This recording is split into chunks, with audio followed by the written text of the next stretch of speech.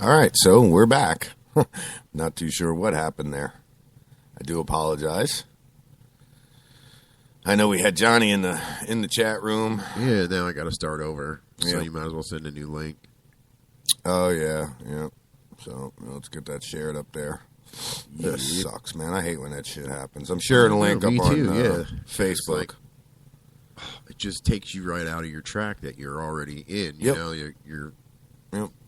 It sucks. Throws me off. Yeah. Big time. But we're back. It's up. We're kind of up. I'm not sure why this keeps doing this. I got... At 7:01, we connected to the server.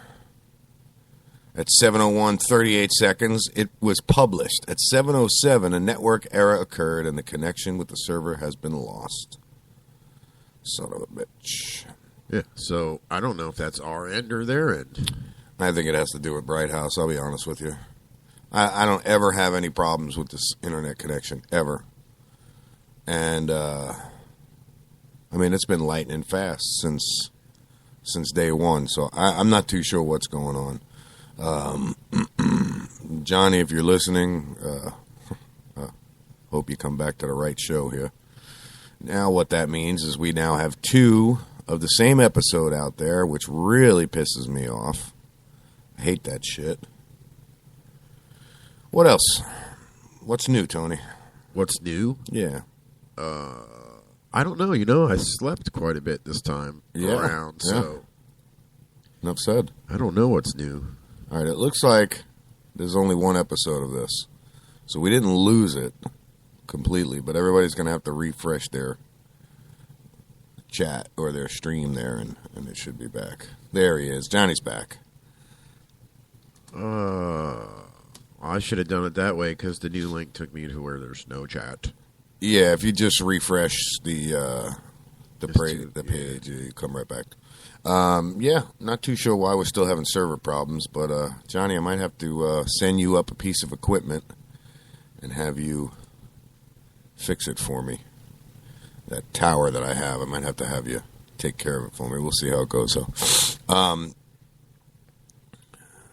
did see this right here in the news. Citrus Springs, Citrus County news agents, FBI agents and local sheriff stormed Doomsday Prepper and he had a stockpile of firearms at a Citrus County home. More information has been released regarding the Doomsday Prepper who was arrested in Citrus County. According to federal investigators, Michael Paul Watkins was getting ready for the U.S. economy to collapse. Federal agents say he was building a bunker in the back of his Citrus Springs home and stashing away weapons. Linda Kearse lives right down the road. Now, I don't know about you, and some people say, well, what's wrong with being a prepper and, building a thing down in your basement? What goes on to read what's wrong with that? It's one thing to be a prepper. It's another thing to be a danger to society. So, Linda Kearse, the neighbor down the road, says, my husband and I thought about having a meet your neighbor day. She said, I'm glad we didn't do that. Tuesday morning, federal agents and Citrus County deputies, searched Watkins' home. They said they found 150 firearms, including 20 AK-47s, shotguns, handguns, several thousand rounds of ammo, and 17 homemade pipe bombs. That's the scary part about it, Kearse said. What was he going to do with them? Investigators say Watkins had somebody buy some of the guns for him because he's a convicted felon. That's what's wrong with stockpiling all your weapons in the backyard. If you're a convicted felon, you can't do it. So, deputies got a tip in early October and started the investigation. Yeah, but unless you know the guy's mindset, you don't know. Yeah.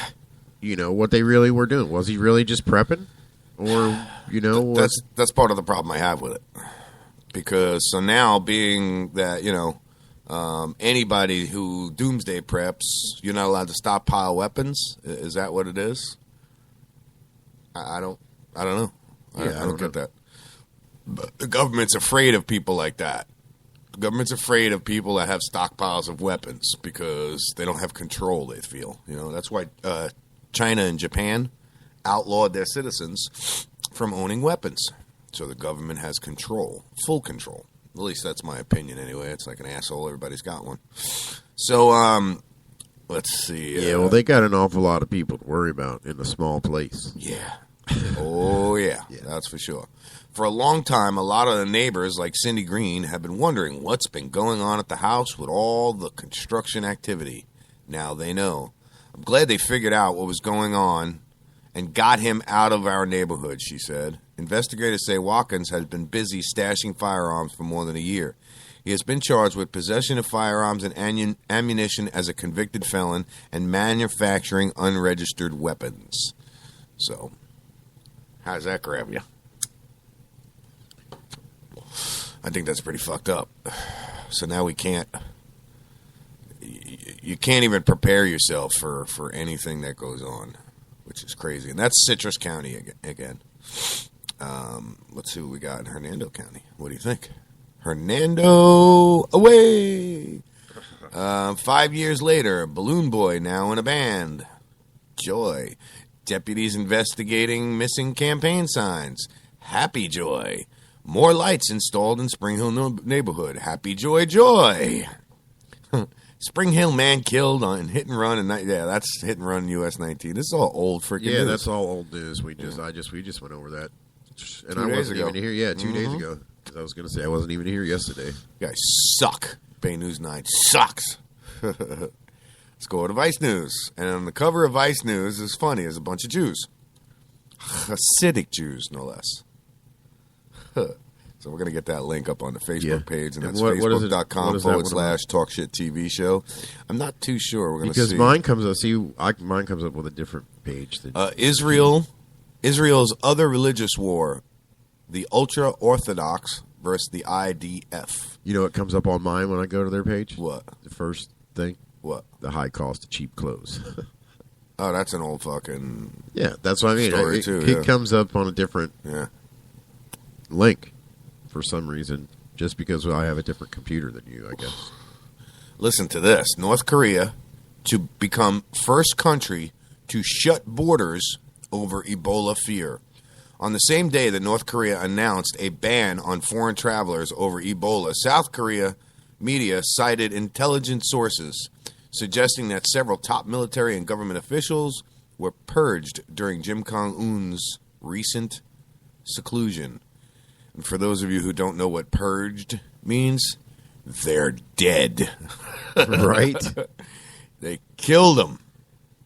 Gone. Yeah. They purged them from their system. Mm-hmm. Gone. Yeah, just like you do a disk cleanup on your computer and you dump all them files.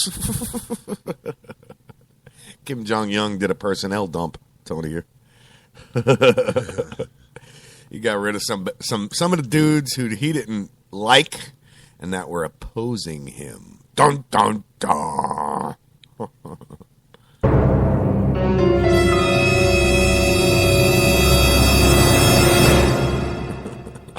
That was a long one, wasn't it? Yeah, it was. It was like 7 seconds. So, this one's interesting, and I'm going to read on this. This caught my eye this morning when I first got into the office. All right. It says, computer-generated 10-year-old girl ignites ethnic debate with first pedophile conviction. A Vigilantes Children Advocate group that set up a sting using fake profile of a 10-year-old girl that baited an Australian man into online sex took things a step too far, according to one civil rights activist. Scott Robert Hansen of Brisbane, Australia, was sentenced to 2 years in prison this week after he began corresponding online with what he thought was a young Filipino girl and then sent her a video of a sexual act. The child, called Sweetie, was actually a fake account run by the Dutch advocacy group called Terror das Hamas. Hamon. Yeah. I do have video, or audio. The case has launched a debate over whether civilian groups who set up stings are actually participating entrapment, unfairly enticing people to commit a crime. A private organization that isn't subject to the same prohibitions as police actively setting up an entrapment scenario is a significant ethical dilemma, Terry O'Gorman, president of the Australian County of Civil Liberties, told The Guardian after sentencing. It's really worrying and almost vigilante approach by this child protection group to set up an avatar in a manner designed to induce a belief in the person charged that he's dealing with. You know what? Fuck this guy. You're just pissed off because you got busted doing some bullshit. Let's see what this video is. Let's check it out. Yeah, because I think when it comes to a subject like that, they should be able to fry his ass. Absolutely. Yeah, they should be able to. Yep. Absolutely. You and I should be able to, right. You and I should be able to set up a fake account like that and draw people in and then, call the police on them. Maria, your mic is up. So here's the audio on that. Let's check out what it is. And the title, all right, of this audio is Stop Webcam Child Sex Tourism.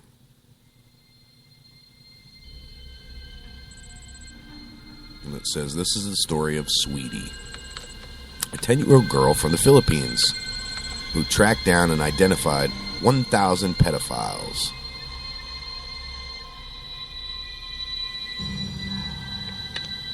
And it's just going on to show some chick sitting there typing. My name is Sweetie. I'm 10 years old. I live in the Philippines. Every day, I have to sit in front of the webcam and talk to men, just like tens of thousands of other kids. The men ask me to take off my clothes. They undress. They play with themselves. They want me to play with myself. As soon as I go online, they come to me. 10, 100, every hour. So many. But what they don't know, I'm not real. I'm a computer model, made piece by piece to track down these men who do this. Webcam child sex tourism is a new phenomenon that's spreading like an epidemic. Men from rich countries pay children in poor countries to perform sexual acts in front of webcams. These crimes happen tens of thousands of times a day. But with a novel approach, we can stop this. We are Ter de Zoom, the Netherlands, and we fight child exploitation. Children we are dealing with, they suffer from depression, they suffer from anxiety, they suffer from aggression. They have no idea about normal relationships. They have no idea about sexuality. And what makes it worse is that it's on the increase. Therefore, we have shifted our attention to the demand side. If nothing is being done about the source of the problem, this phenomenon will only increase even further. The UN and the FBI estimate that 750,000 pedophiles are online at any given moment. We estimate that tens of thousands of kids, some of them only 6 years old, are abused behind cams in the Philippines alone. That's just completely and utterly disgusting to me. Yeah, I don't even want to listen to it. It's horrible, man. I put it up on Facebook. I'm going to play it. It's about 7 minutes long. I'm going to play another minute or so of it. I don't know how much I can take either. But instead of hundreds of thousands of convictions, we could only find 6 men who've ever been charged. It appears that these kids don't go to the police, and these crimes are extremely difficult to prove. The only way to stop predators is to patrol the websites where they commit these crimes, and to catch them in the act. And so we did. To investigate this problem, we go undercover posing as a 10-year-old Filipino girl on public chat rooms. The moment that you log in and you identify yourself as a young girl from the Philippines, they swarm at you. It happens extremely fast. 3, 4, 5, 6. Do you like to wear your bra? Hello. Hi, honey. Can we talk? Hey, are you... I'm 36, okay? Just too many. It's overwhelming the computer. It's too many guys trying to chat. The predators feel safe and anonymous. They use fake names, live far away, and can pay with untraceable prepaid credit cards you can buy anywhere. They don't have to travel to countries like the Philippines to abuse children. Nothing is stopping them. Most of them come from wealthier countries. And people who approach us see that we're 10, and then we always remind them that we're 10 years old. 10 years old. 10 years old. That's very, very disturbing, I gotta say. I mean, it gave me the chills. Yeah, it sounded scary. Yeah. Just listening to it. Yeah, it's really screwed up. I put the link to this video and this story up on the Facebook page. I don't want to listen to it anymore, I'll be honest with you. It's a little bothersome. I don't know about you guys, but I'm done listening to it. I know you don't want to hear it either. No. It's just very disturbing. You know, and if you look at the video, Maria, it shows the girl's face, and then it, you know, goes to the wire frame that the computer actually that the computer builds off of. So you can plainly see that she's fake. Right. But it's disturbing to know that so many people out there doing this, and in reality, what can we do about it? Nothing, except really. Something like this, and try and sting exactly. them. Yeah. Try and set them all up, and then unfortunately, what happens is they go through the system. You know, we spend tens of thousands of tax dollars on them to make them, quote unquote, rehabilitated. Put them on monitoring. You know, registered sex offender and all of that, the National Sex Offender Registry, and that's it. That's it. You know, they get monitored once a month. I think somebody comes, or twice a month comes and checks on them. But other than that, there's really there's nothing. There's nothing to stop them. And they disgust me. They disgust me, and it should be the death penalty for pedophiles. Period. I don't care how minor or how major it was. If you commit a sex act on a minor or an indecent act on a minor, you deserve to die because you're a piece of shit. You just ruined that kid's life. I mean, think about it. Yeah. Just traumatize that child. So Tuesday, I'm going to get the event up on the events page. We are going to have Hayden Falk, and I do hope I'm pronouncing his last name correctly. He is an amazing man. He's alive because of cannabis. He's a Moffitt Cancer Center guinea pig, and that's what he would consider himself.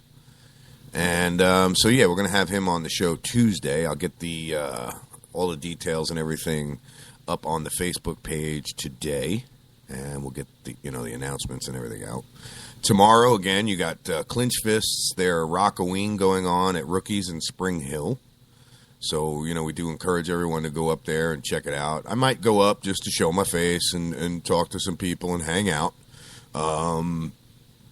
Let them know that Talk Shit Radio supports Clinch Fist and that we're there.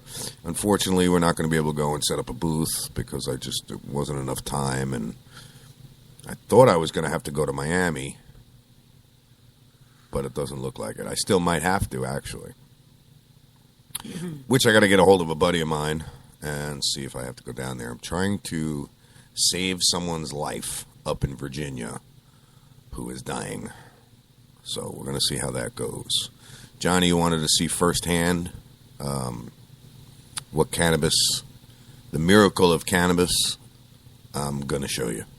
That's for sure. So moving on, I've got environmental groups. Environmental groups take key midterm fight to North Carolina Senate seat. The Koch brothers are among those trying to oust Senator Kay Hagan. But green groups are pouring millions of dollars into the race, heightening her challenger's ties to polluters and his denial of climate change. So we're just now getting off our ass and doing something about climate change, which it's about freaking time, I got to tell you.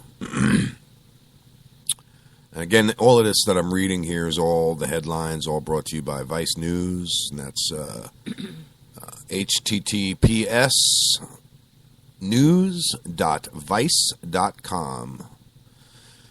All right, so in the Americas, demonstrators of missing students swell in Mexico across the world. Crowds express solidarity to the 43 missing students in Mexico, gathered in dozens of cities worldwide, with an estimated of 50,000 marching at night in the center of Mexico City. I do know they shut down a major freaking highway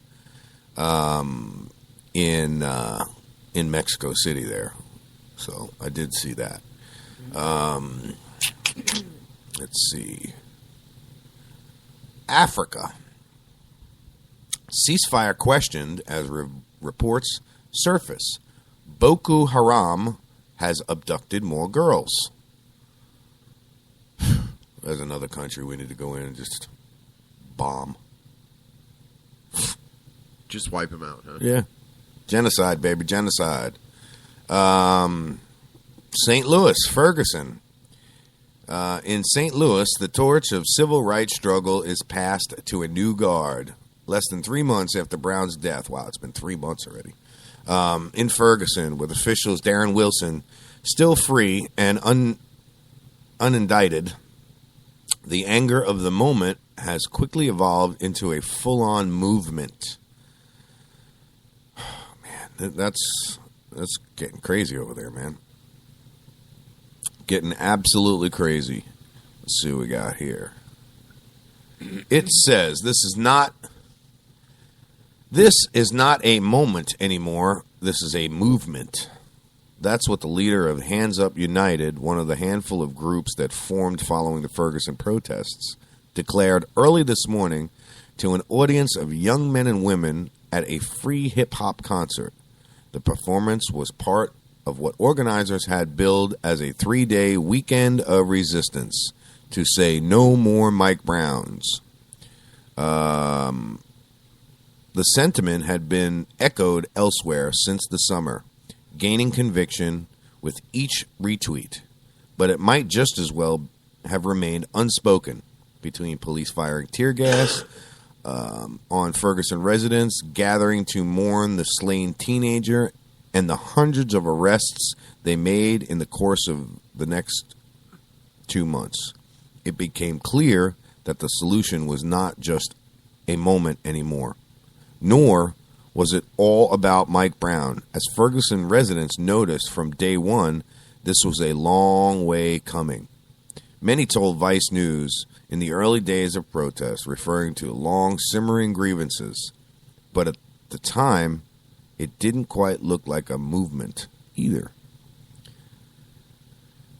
Things are just heating up and heating up and heating up and heating up, and it's going to come to martial law eventually. Full martial law, even though they have martial law going on right now, it's going to get worse. Chat's a little slow this morning. You notice that? Slow. No one's awake yet. Yeah, I noticed that. Yeah. Maria, are you cold? A little chilly. You want me to warm it up in here? No, I'm you sure? good. Yeah. What do you guys got? Anything? We got another fatal crash on I-75, but it's not a wrong-way traffic one this time. See? Yeah, it's just a guy in a pickup truck rolled over after 4 a.m., so I would imagine alcohol was involved. It doesn't say, and they're not releasing the guy's name. I guess he died at the hospital later. But traffic is still slow, I guess, because they're still investigating. You know, it was only 3 hours ago, so. That's it? That's it. Yeah. 3 hours, so it's fresh. I could probably go over here and click on traffic. It's southbound I-75 in Hillsborough County near Gibsonton exit. Gotcha. There it is, right there. So I'm on Bay News 9, and I'm looking at the traffic. Closed due to accident, Fowler Avenue, east at I-75, 30 minutes. Then you've got this one down here. Serious crash investigation, I-75 south between US 301 Brandon, which is the one that you're talking about. Right. Crashes just after Gibsington Drive. Traffic is now able to pass on the end of the entrance ramp from Gibsington Drive. Congestion is stop-and-go traffic. Expect delays up to 10 minutes. So, again, that's down there in Gibsington. Yeah, and I would imagine by now they're probably starting to wrap it up. Yeah, so. probably. It looks like we got another something going on in Reddington Shores here. Closed due to road construction. Few minor slowdowns, like on 60 going across the bay, which is normal, 580 east. That's about it, man. There's really not much going on. It's still early, though, believe me. Still early. Still plenty to go wrong. It's still early in the day. Yes, it is. It is. Whenever I look at this traffic map, most of the shit is always like right there in Tampa. There's really not much that goes on outside of Tampa with traffic. Everything, speeds up pretty good. You got your normal delays around Malfunction Junction, which is your 275 and I-4 corridor. That's about it, man. Same old shit, different day, stronger smell, bigger pile. What do you guys got in the news? Yesterday in New York, a man charged at 4 New York police officers with a metal hatchet. Talk about going medieval on your ass. Yeah. Enough said. Yeah. You got a little information on that one? Yeah, and they're all under high alert anyway because they're expecting, terrorist acts in the U.S. So Yeah. Everybody's fucking trigger happy. Pardon my French. Yeah. Apparently, he was hiding behind a bus shelter, and as if he was waiting to attack the officers, according to law enforcement officials, who said it almost appeared as if he was stalking them. The officers were posing for a photo when the man pounced. Oh shit! Wow! Photobomb. One of the officers Literally. got struck in the right arm, and another one in the head. Yeah. The 2 officers that weren't hit then shot and killed the attacker. Of course, because they didn't have a hatchet. Right, yeah. right. They didn't have hatchets. They had right. They didn't Glock have 9s. Right, yeah. So let's shoot him dead, not shoot him in the leg, drop him, blow his fucking hand off. I got to stop the F-bomb because we're trying to get syndicated, but I get pissed with stuff like that. When cops kill people for no reason, he freaking hatcheted another officer. So put him away for the rest of his freaking life. Stick him in a freaking, I don't know. Police brutality is just out of hand, and I can't take it anymore. I really, really can't. I had a really screwed up dream last night that I woke up really, really a little bit screwed up in the head because the dream was basically about how Michelle passed away on me. And the county was just messing with me, everything I did. And I just basically, I sent them a letter stating, I want you to go and look at the lyrics to the word Iron Man by Black Sabbath. And then I want you to remember who you're dealing with and how my mindset is. And it was just a really weird dream that it was all over some kind of police brutality too, because if I remember in the beginning of the dream, there was an altercation with the police and not that they killed my wife or anything like that in my dream, but it was just really, I woke up and I was a little screwed up in the head about it. And when I hear shit like that, it pisses me off. SYOP? PSYOP? Yeah, I don't know. Explain yourself, Johnny. Explain it to us, buddy. Here's one. Check this out. I've got officers involved is Vice News running blog covering police in America, where we will report news from around and blah, blah, blah, blah, blah. Okay, so 10/23. This happened on Thursday, 10/23. New York police officer has been stripped of his badge and gun following the emergence of a video showing him kicking another officer, having reportedly been aiming for an arrest suspect. The unnamed plainclothes officer was rushing to join uniformed colleagues, attempted to arrest a fare beater at Coney Island's Stitwell Avenue subway station in January. According to DNA Info, the undercover officer realized he had kicked a fellow cop and reached to rub the back of the colleague's head. The officer The officer then reportedly turned to the suspect and punched him in the face.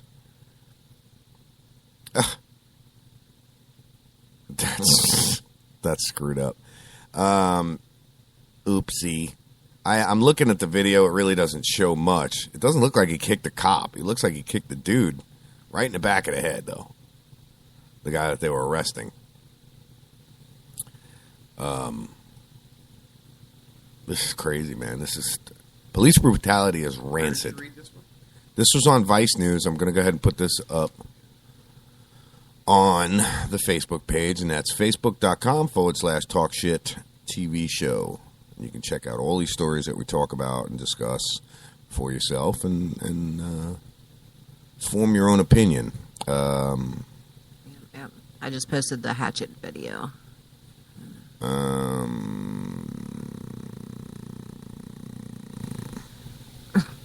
We're still I know the engine's not ready yet. It's still. Oh, John meant to say stop instead of psyop. Oh. And then that piece of shit is better dead? Huh? Which piece of shit would you be talking about? Because I was talking about Michelle, and if she finds out that you said that, she gonna kick your ass. He was talking about the guy that you were talking about with the Hatchet. Before that, yeah, that Hatchet. Molly Hatchet. Oh, the hatchet guy? Nah, I don't agree with that, John. Because if you start shooting everybody, what do we got left? You know, what happens that day that you get pulled over and you got a lighter in your hand, and they think it's a weapon? You know, I mean, it happens that fast. They're so trigger happy that you just. Yeah, because it also said a 29-year-old bystander who was struck in the lower back. Yeah. Yeah. There's no reason to be, doing that shit. They just killed a woman. There was 40 shots fired because somebody, and I forget where it is, I'll try and find it, but there was a bank robbery. Guy jumped in his chick's truck, took off with the truck. They fired 40 shots at the truck, but did not take into consideration that the owner of the truck, a pregnant woman, was still in the truck. Well, when they stopped the truck, they found her dead body, his dead body, and a dead baby inside of her riddled with 18 bullet wounds. Ridiculous. Oh, they went, oops, sorry. Yep. And then they hide behind the law, and they get away with it. They hide behind their badge, and they get away with it. Hatchet guy, look at his Facebook. Send me the link, Johnny. Let's check out his Facebook. Hatchet guy got a Facebook page. Nice. Is he a psycho bastard or what? ISIS, he says. It's not ISIS anymore. It's is. It just is. It's just they it just is. It just is anymore. Yeah, they just is. I am looking forward to Tuesday now when Hayden comes here. We're going to actually learn. I know. Yeah. We're going to learn a lot from Hayden. We're going to learn what he's been through cancer-wise. Johnny, this will be an interesting show for you. I know you were interested in hearing from somebody who's cancer-free and used cannabis to do it. I would definitely like to hear you call in Tuesday and maybe talk to Hayden and ask him some questions on your own and so on and so forth. Daisy said, no one is above the law. And she's right. Whether you're the law or not, you're not above it. You have to abide by it. So, I don't know.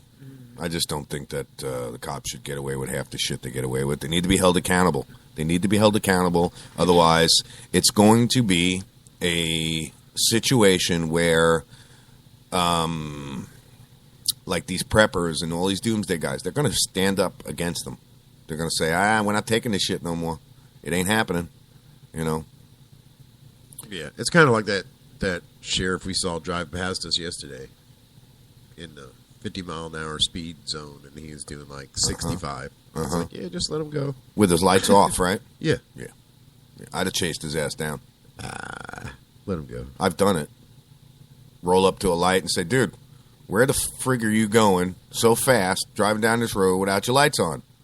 Do I have to remind you of your uniform code of conduct? Yeah. Then he turned on the same road we were turning on, and then just like disappeared. Oh, really? He was also like gone. Sheriff Pasco or Hernando? Pasco. Yeah. Scary shit right there. Yeah. Especially when they turn behind you, it's like, shit. Yeah. Well, he passed us, and I was like, just let him go. Yeah. Don't try to keep up with him. Just let him go. Yeah. Well, that's like the other day when we took the ride into over there.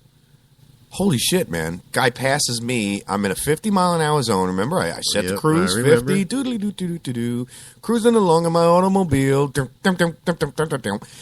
that guy passes us. Blew by us on a turn, no less, right? On a curve. Yep. And then he came right behind him. Yep.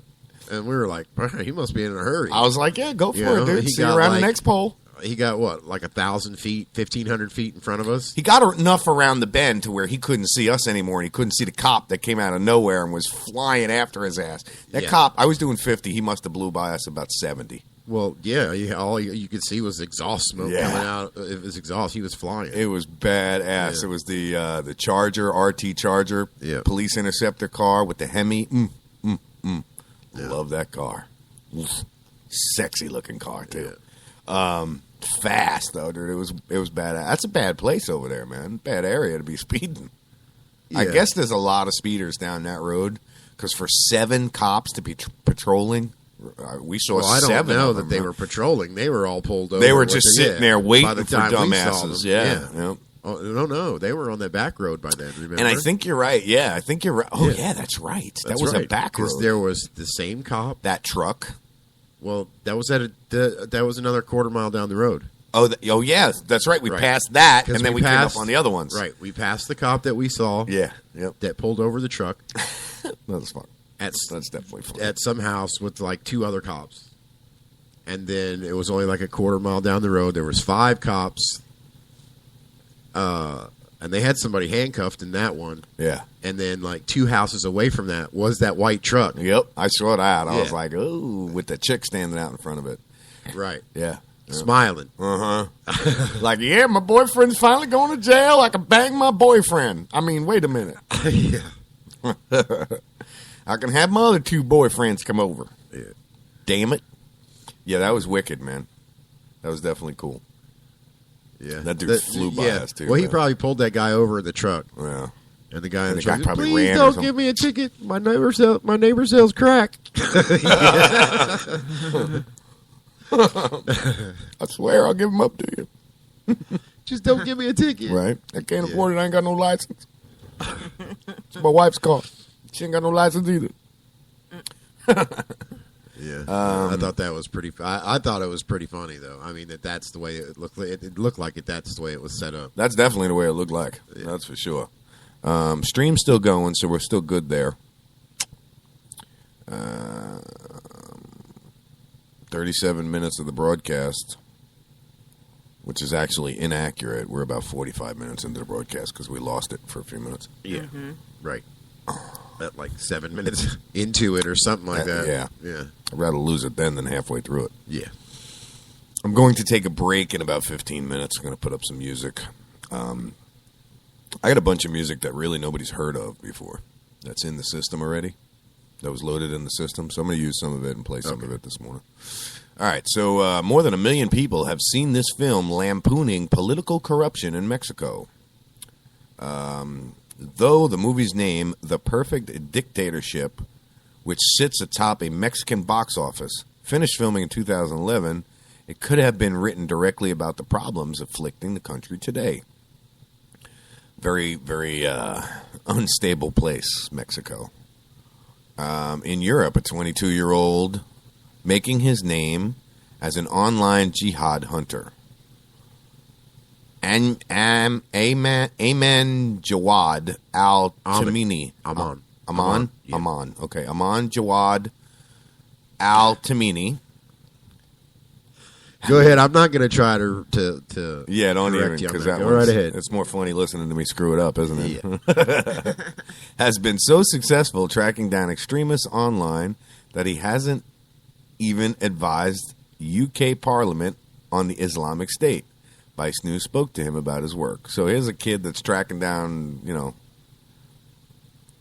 dirtbags and better than the government is. I don't get it. Environmental. This, again, is all brought to us by Vice News. Texas chief toxicologist said stay indoors to avoid ozone pollution.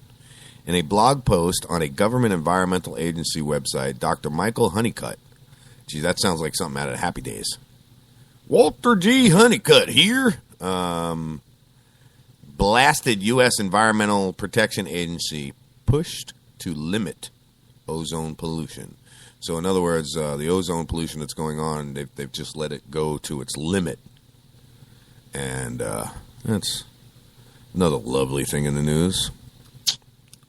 Why isn't there, like, flowers raining from the sky or, like, buds falling from the sky? Or, you know what I'm saying? There's never any good news. Good news? Bugs falling from the sky would be good news. Buds Yeah. falling from the sky would be really good news. I'm sorry. That would be good. I would be happy about it. All right. So, Vice News Daily Beyond the Headlines, Friday, October 24th. Clinical trial EBL-01 is a vaccination for Ebola. Ebola, good again, but we take a Giuseppe with us every time. All right, I do have some audio on this, so I want to check this out. This should be interesting. This is about a cure for Ebola. But first, we have to get through. Yes, a cure? A vaccine. A cure. First, we have to get through some. Yeah, because now they say here. there's a New York doctor, I guess, who has Ebola. Mm-hmm. Really? Mm-hmm. Yeah. Great. I think that was on. Was that? No, that was CNN. That's just wonderful. Wonderful. Let's- That movie looks good. Whatever this movie is, it looks good. What's the title of it here? Interstellar. That looks pretty good. And here we are. This is Vice News. It's Friday, October 24th, and here's some of the news beyond the headlines. In a major policy shift, Turkey has agreed to guarantee the safe passage of 200 Kurdish fighters trying to reach a besieged Syrian town on its border. With the help of U.S.-led airstrikes, Kurdish Peshmerga forces have been fending off Islamic State fighters in Kobane for more than a month. The Turkish government was initially reluctant, but now says it doesn't want to see the town fall to Islamic militants. That resistance also stemmed from its 30-year conflict with the Kurdistan Workers' Party, known as the PKK, whose fighters sought an autonomous region in Turkey's southeast.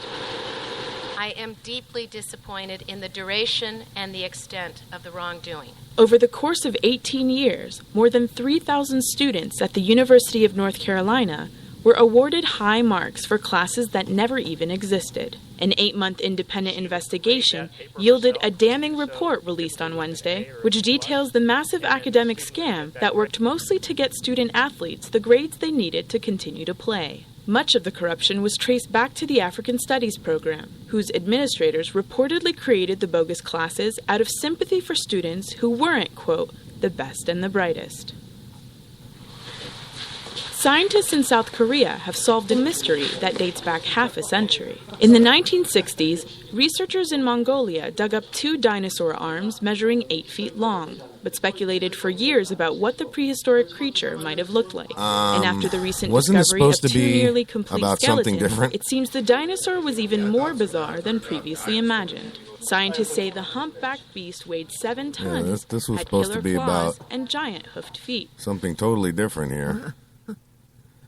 What the hell's going on? What the hell they doing to me there, damn Vice News? Yeah, that was supposed to be about a cure for Ebola.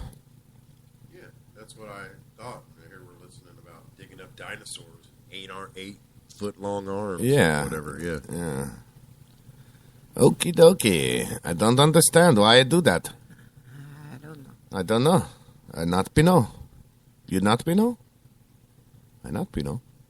All right, so let's see what else we got here. Blah, blah, blah, blah, blah, blah, blah, blah, blah, blah, blah. In search of the Keystone XL pipeline and its impact on midterm elections. I don't know what you guys think about this whole pipeline situation. A lot of controversy over it. Controversy, not controversy. Controversy. The completion of the 1,179-mile extension and partial replacement of an existing 2,151-mile Keystone pipeline that brings sand oil from Alberta, Canada, to refineries in Texas and Illinois has become a divide line between Democrats and Republicans. Even in campaigns far away from the pipeline would actually run. In Colorado, an ad sponsored by the controversial group Crossroads GPS attacked Democratic Senate Mark Udall for not coming out in support of the pipeline. In Michigan, ads sponsored by Republican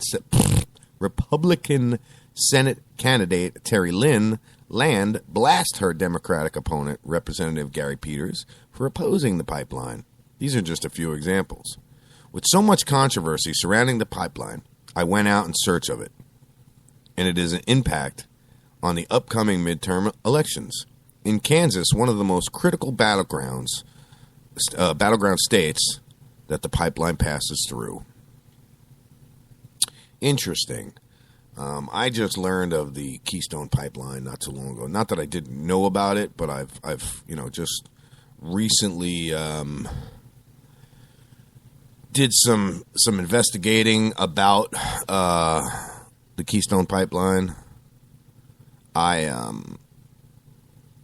don't know if we should, worry about something like this. I mean, is it that much of an issue? I don't know. I don't really know much about it. I don't know. I just sent you a link. Okay. An Ebola one. Ebola. Yeah, there's a doctor who says the CDC is lying about, Ebola and whatever, and but there's no written part of it, so it was the whole thing was a video. You just sent it to me where? Talk shit. Oh, you did send it on Talk Shit. Yeah, okay. I figured that's where you were, so I just sent it there. All right, so, yep, there it is. Let's see what we got here. Tony just sent us a link about a doctor. There's an ad at the beginning of the video, so there is. Might as well scroll through that part. Skip the ad. Skip the ad. We don't get paid to play them. So this is the CDC is lying about Ebola. Dr. Gilbert Mobley wore a hazmat suit and strolled through the world's busiest airport to make a point about Ebola. Yeah, and that's what I was saying about, how they all liked the guy that they put in charge of the CDC Ebola thing because he would put out their message. Even though he has no medical background whatsoever. Gotcha, okay. Yeah, he's in charge. Gotcha. So here's the video of that, and it's about 4.5 minutes, 5 minutes long. So sit back, enjoy, and listen. You might learn something. Bill Mobley cleared Atlanta's airport security Thursday while wearing protective goggles and a mask, a full suit. The jumpsuit, you can see, it was pretty hard to miss. He had the words written on the back, CDC is lying. Yesterday I came through International Customs in the Atlanta airport. The only question they asked arriving passengers is if they had tobacco or alcohol. That is dereliction of duty. The CDC is asleep at the wheel. It is important to note Dr. Mobley is not an Ebola specialist. He is an emergency trauma physician from Springfield, Missouri. He joins me now from there. Thank you for being with us, sir. We appreciate it. Oh, thank you for allowing me to get the message out, Poppy. What did you want to hear from Customs and Airport Security when you returned from Guatemala into the United States? It would have been nice to have been asked had I been exposed to anyone sick, had I been sick myself, have I had a fever, and where I've been. All they asked, like Spot said, did I have tobacco or alcohol? And the same day in USA Today, it said that we were screening at airports. Well, to be fair here, sir, you were coming from Guatemala, a country where they haven't had one single case. I do want to play for you a doctor from Atlanta who criticized what you did at the airport this week. He called it theatrics. Listen. I question his tactics, and I think he's assaulting his own credibility. He's jealous he didn't think of it himself. Domestically to protect the American people, and I think that some of our investment should go into the rather straightforward act of assisting with airport screening. So what's your reaction to that? Can you understand where he's coming from? he needs to understand that once this virus gets in every third world country, they're not going to have plane loads of people responding to Dallas County. One person overwhelmed Dallas County, and the CDC is still flying people in. That's not going to happen when it goes into Guatemala City or Mexico or anywhere like that. Why do you think every third world country is going to fall because their healthcare infrastructure is in shambles, the sanitation is deplorable, and the distrust of the government. When that happens, we will be importing Ebola cases on an hourly basis, and I don't care how advanced the system is. I don't care how good the doctors is. Sir, just let me jump in here. There will be a threshold when it will be overwhelmed. Let me jump in here. West Africa has been dealing with this epidemic for months and months now, since March, I believe, and it has not spread into other third world countries outside of West Africa. We have one case here in the United States. You're saying that it's going to go to all these places. Some people look at what you did. Some people look at what you did, sir, and they say, is this kind of like yelling fire in a theater? Is it scaring people unnecessarily? People need to be scared. Connect the dots. Once this happens, we're going to be importing it on a regular basis, and it's easy for the system to be overloaded at that point. Look at what it took for just one person. And when every third world country goes down, we're going to go down too. By the way, we have a very large third world country to our south, and the doors are wide open. This spells disaster, and soon we will be worse than the third world country if we don't control this. The CDC needs to understand that there are 10,000 people leaving West Africa a day with 1 million in quarantine. Duncan's not the only person that's bringing this around the world. It's happening, and we're not picking it up. Dr. Mobley, let me ask you this, Dr. Mobley. We reached out to the CDC today to see if they had any reaction to your comments about them and the job that they're doing. They didn't have any specific response to what you've said. They did, though, encourage anyone with concerns, anyone with questions to call them. You can call 1-800-CDC-INFO. But my question, have you called the CDC to talk to them, ask them for a meeting, sit down with them? I have spoken with CDC officials in Jackson Hole, Wyoming, actually, a couple of months ago, and we understand this is a worst-case scenario. As an emergency trauma doctor, I expect the worst till proven otherwise. And you know what? The CDC is reactionary. What do we do with all this waste outside Emory? Let's think about it for a couple of weeks. What do we do with Mr. Duncan's mattress? Let's think about it. We need to be proactive instead of reactive. Policy, procedures, and protocols need to be in place, and Friedman's been derelict in his duty for not getting airport screening until I made a big stink 2 days ago. Either they're lying or they're grossly incompetent and not connecting the dots, saying this is going to consume the third world countries and overwhelm us. America, mankind is in peril. That is my message, and I appreciate you helping me get it. Well, thank you for joining us. Let's hope that that is not the case. Again, this has not spread besides one person that we know of in the United States, and it is not in other third world countries outside of West Africa at this point. Let's hope that that doesn't happen. But we appreciate you, sir, and we appreciate you coming on the program to talk to us. Thank you.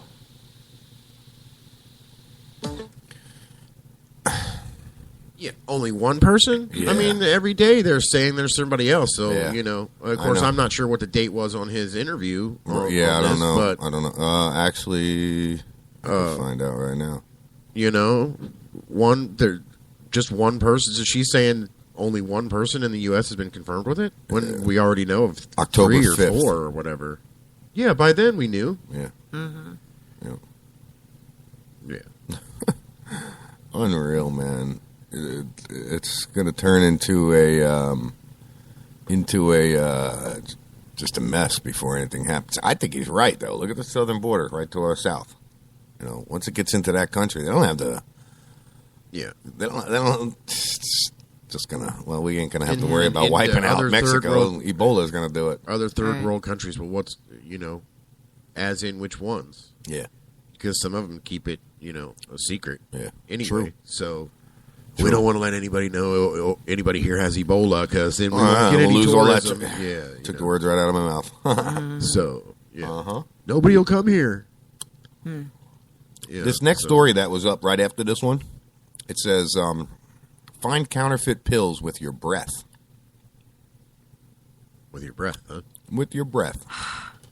Yeah, basically, that's what they're saying you can do. I'm going to bring it back to the beginning and see what this is about because I'm kind of interested in it.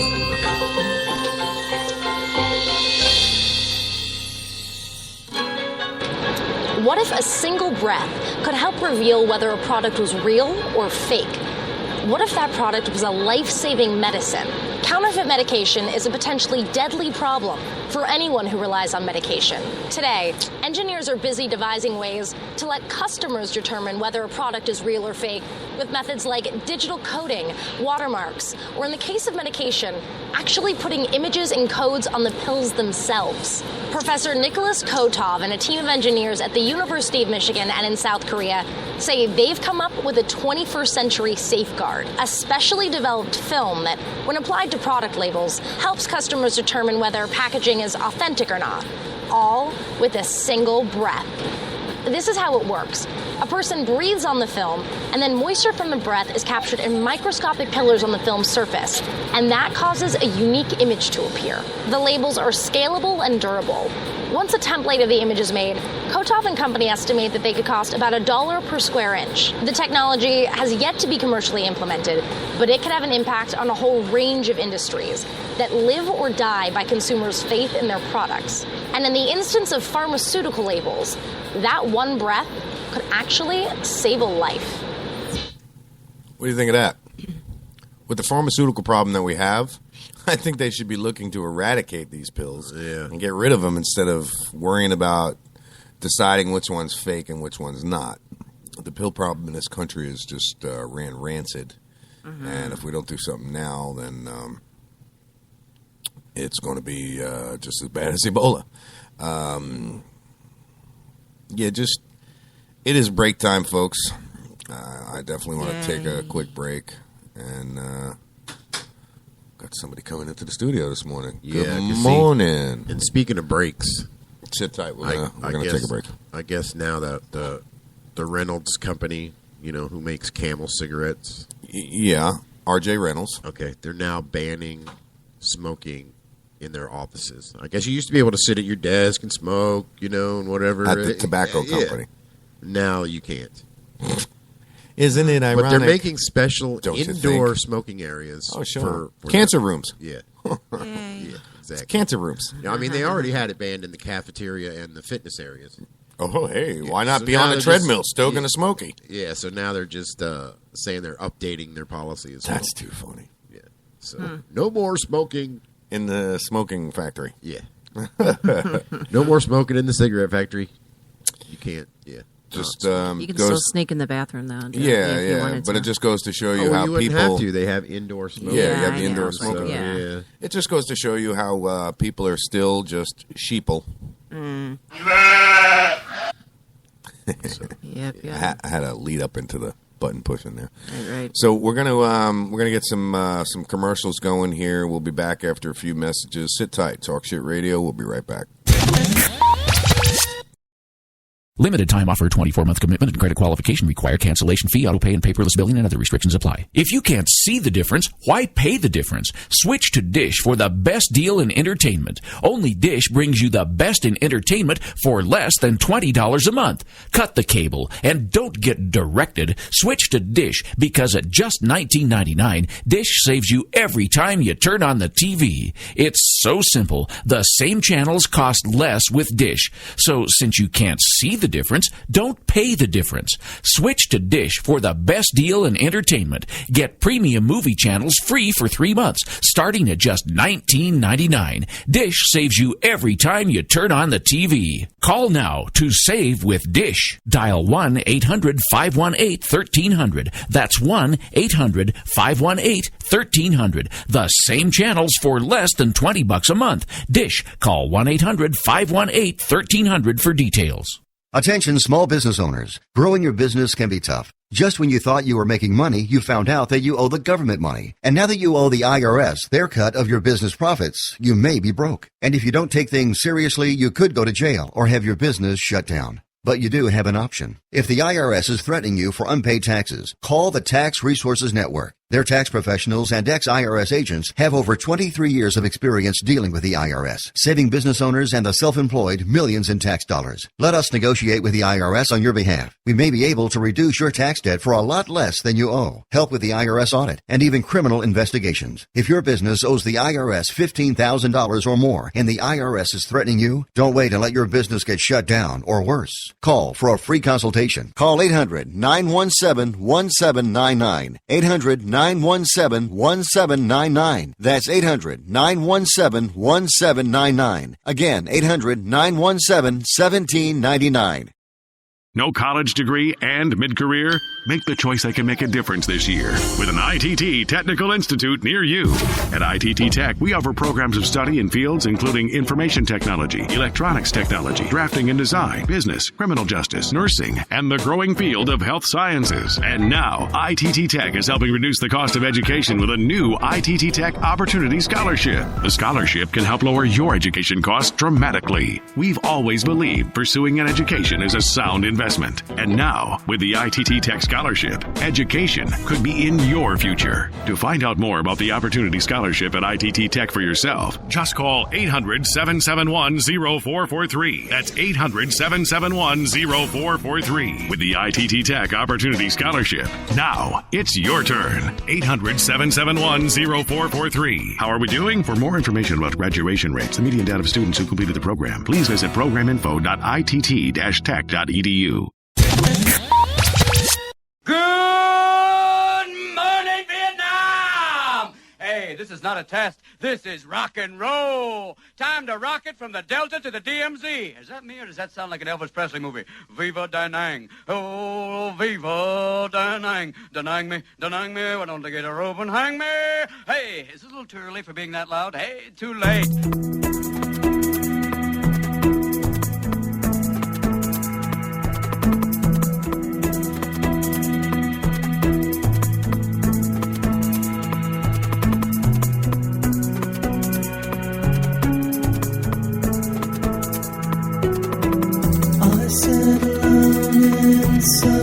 Uncertainty beside the words you gave to me, and in the silence of my room, play with words I know I'll never use. I wait for you outside your door. I've never felt like this before. You say tonight we'll stay out late, but sometimes when you speak, you hesitate.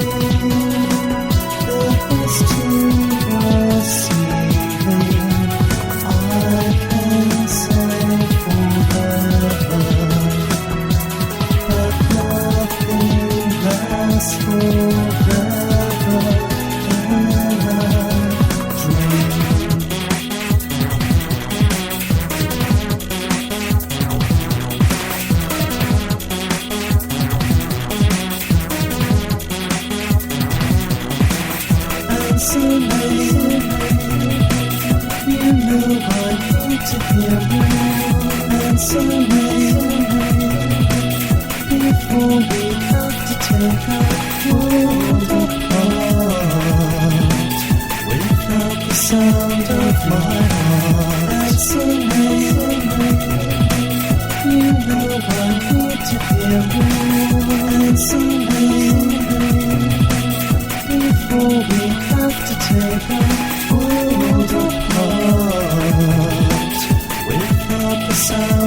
my heart. Answer me.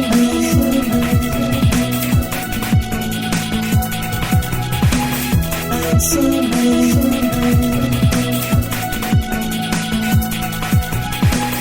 Answer me. Answer me.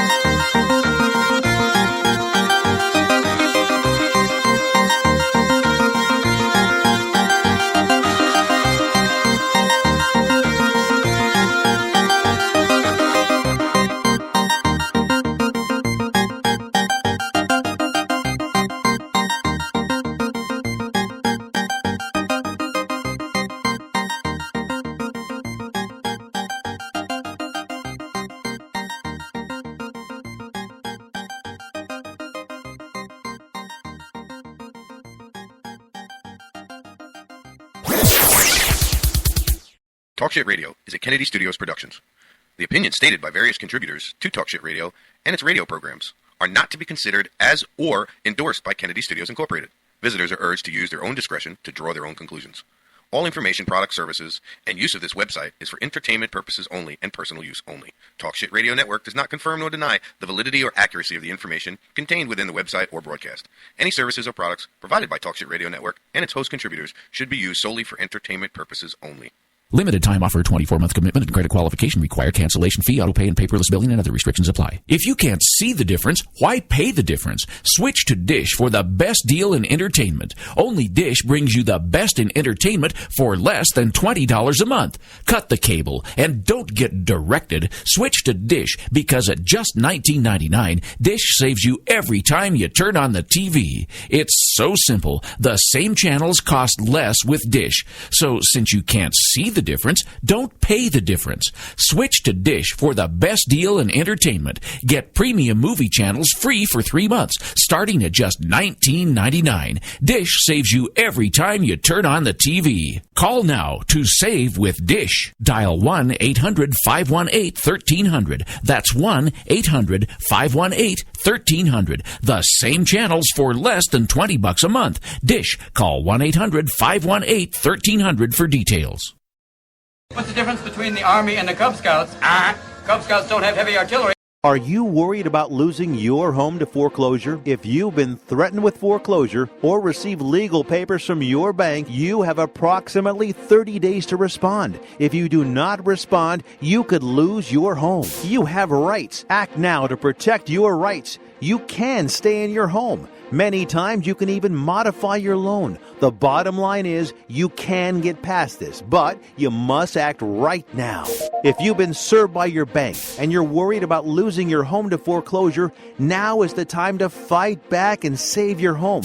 Time is limited, so call the professionals at National Foreclosure Defense right now. 800-932-4102. 800-932-4102. 800-932-4102. 800-932-4102. That number again is 800-932-4102. Let me ask you a question. Are you getting enough? I bet you'd love more, right? Well, AdamandEve.com wants to give you more with 10 free gifts. First, you'll get a sexy surprise for her. Second, a specially selected toy for him. And third, a little something we know you'll both enjoy. Plus, you'll get 6 full-length adult movies on DVD. And number 10, free shipping on your entire order. So what do you have to do to get your 10 free gifts? It's not hard. Just go to AdamandEve.com and select any one item. It could be an adventurous new toy, sexy piece of lingerie, or anything you desire. Just enter offer code GIFT13 at checkout, and you'll get all 10 free gifts. Go check out AdamandEve.com today. Select one item and get 10 free gifts, including free shipping, when you enter offer code GIFT13. That's GIFT 13 at AdamandEve.com.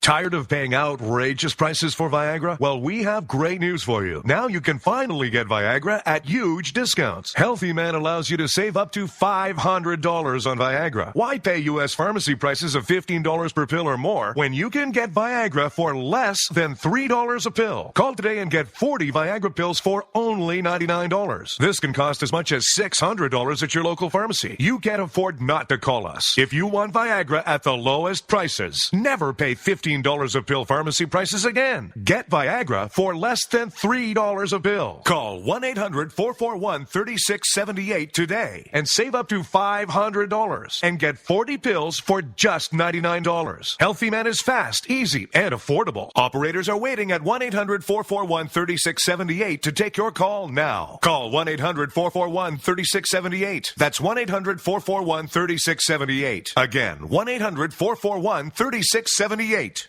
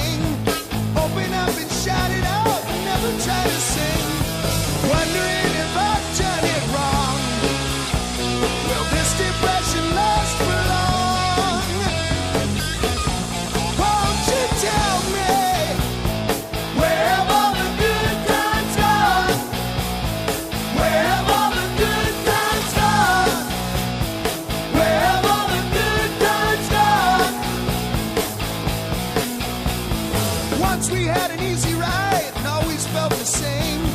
Time was on our side and we had everything to gain. Let it be like yesterday. Is that me or happy days? Ma and Pa look back on all the things they used to do. Never had no money and they always told the truth. Daddy didn't need no little toys. Mommy didn't need no little boys. Won't you tell me where have all the good times gone? Where have all the good times gone? Where have all the good times gone?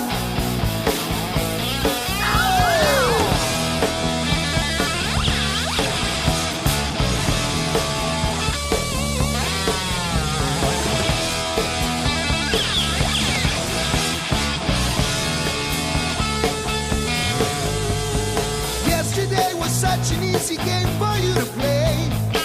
But then let's face it, things are easier today. Yes, you need some bringing down. Get your feet back on the ground. Won't you tell me where have all the good times gone?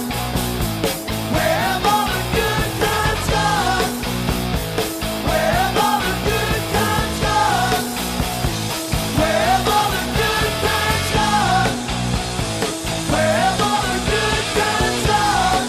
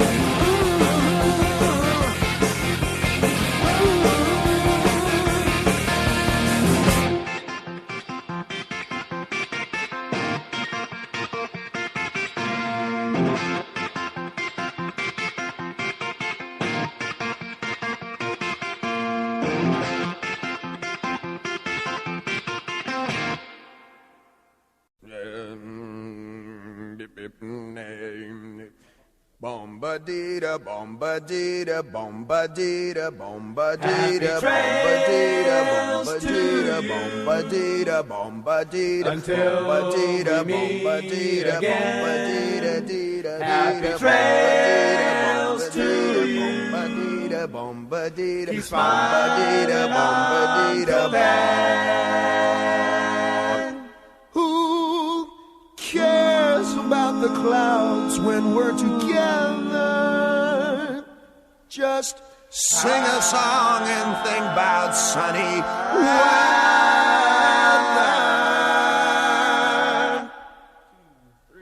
Happy trails to you. Till we meet again.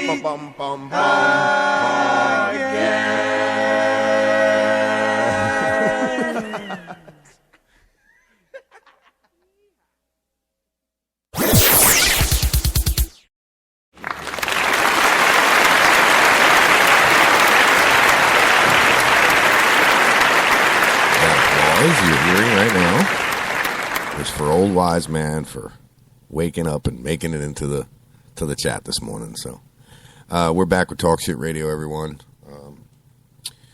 I'm trying to see. I had something that I wanted to read here, but then I lost it. So what I'll do is I'll go over to our events page on TalkShit.com. I mean Facebook.com/TalkShit TV show. I want to discuss on October 16th, we had Susan Perry. Excuse me. We had Susan Perry on, who is a domestic violence advocate and a 22-year survivor of a sexually violent marriage. Now, Susan, I want to thank you for taking the time out of your day and talking with us and explaining to you your situation and things that happened to you. I have a letter from Susan, and I apologize for waiting so long to read it, but I just wanted to get everything together. We do have, and we're going to use them. Susan sent us some T-shirts, some bands, the wristbands, the rubber wristbands, and she also sent us a few CDs. So come Monday morning, we're going to go ahead and we're going to give a few of these away on the air to our listeners, and we'll have some giveaways. Maria, while you're right there, can I have that white piece of paper behind you on the chair? So this is a letter from Susan Perry that she sent us, included with all the stuff that she sent us. So it reads, "Hey crew, thank you for having me on this morning, or the other morning. I'm glad you are all now safe, free, and all wiser. I'm enclosing some swag to do as you wish." We read this already, didn't we? Maria? Didn't we read this already? I think we did read this already. Yes. Okay. So I was rereading it because I was lost. But it just goes on to say as how she had a really good time, and so we got some freebies and some giveaways we're going to give away. And we have Susan Perry to thank for those giveaways, so that's a good thing. Apparently, Maria lost her wallet. I really did. A little panic mode there. Yes, I see. You were definitely getting a little nervous. Yeah. It has now been found. It has been found? Yeah. Okay. Where'd she leave it? We were visiting a friend last night, and left it there. It dropped out of her pocket, I guess, because he found it on the floor. Inside or outside? Inside. Okay, well, good. inside his little shed. Right. The shed. Thank God. Shed. The I call it a shed. He's got a little tiki hut or whatever you want to call it. He calls it a tiki bar. Yeah. I want to see how many people come to the bar and hang out with him. I bet she has every freaking neighbor over there at one point getting hammered with him. I would. I'd invite everybody over. The minute I stock that bitch, like, come on over, let's get drunk in my house. Yeah. Well, you see where he lives. There's not, real close neighbors. So. Yeah, that's even better. Takes them longer to get there. Yeah. You're not guaranteed they're all going to show up. So that's a he beautiful likes thing. to have, barbecues and parties and whatever. I don't blame him. I like that too. Hell yeah. We already got invited for Halloween. Did you? I think we've been invited now to like 5 or 6 places for Halloween. Oh yeah. How many you plan on going to? I don't know. This one right here. Right here. Over here. Right here. Right here. Right here. So I did end up finding the... Maybe I'll go to the party in my pocket. Yeah. The party in my pants. Everybody's going to come. It's a party in the pants? It's a party in my pants, and everybody's going to come. So,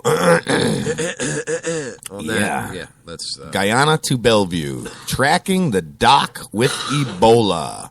This is the story that Tony brought to our attention earlier today. This is on CNN. And this is jogging, bowling, riding the subway. Craig Spencer was in contact with 4 people after he started exhibiting symptoms, authorities said, which is when he was contagious. And let me just click on this full story here. Bring it up in a new window so I don't close this window out. Let's see what we got here. We do have some video for it, too. I got audio on it, so I'll get this staged up. But in the meantime...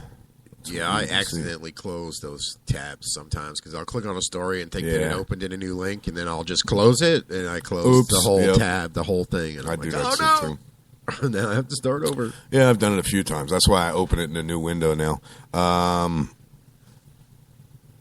So CNN, a doctor who recently returned from Guyana, has tested positive for Ebola, the first case of the deadly virus in New York City, and the 4th diagnosed in the United States. Johnny, you heard that, right? You now have Ebola in New York City. And I do have the video all staged up, so just bear with me a second. I'll get that. We'll just hang in there. Yeah, you just bear with hang in there and bear with me. We won't get bear with you, but we'll. No, please don't. We'll bear with you. Scare me right out of this mother son of a bitch. Here is a timeline of Craig Spencer's movements since he got back from West African nation. When did he return from Guyana? Spencer came back to the United States last week after treating Ebola patients in Guyana, where he worked for Doctors Without Borders. Guess what, docs? You better start putting up some borders. Yeah. He completed his work in Guyana on October 12th and left the country 2 days via Brussels, Belgium. He arrived at JFK International Airport on October 17th, but he exhibited no symptoms of the virus until Thursday morning, said Dr. Mary Transit Bassett, New York City Health Commissioner. The physician who worked in Columbia Presbyterian Hospital was checking his temperature twice a day. He has not seen any patients since his return. Oh, man. Crazy shit. Here we go. Bellevue. It's going to be the start to infect New York. Mm-hmm. So here's the audio on this. Let me make sure the volume's all the way up here. I want to state at the outset, there is no reason for New Yorkers to be alarmed. No, this morning, the first positive case of Ebola. Listen, there's no reason for you to worry about a deadly virus that's just been brought to our city. Don't worry about it. Yeah. That drives me nuts. Ebola hits New York City. 33-year-old Dr. Craig Spencer now in an isolation unit like this one at Manhattan's Bellevue Hospital.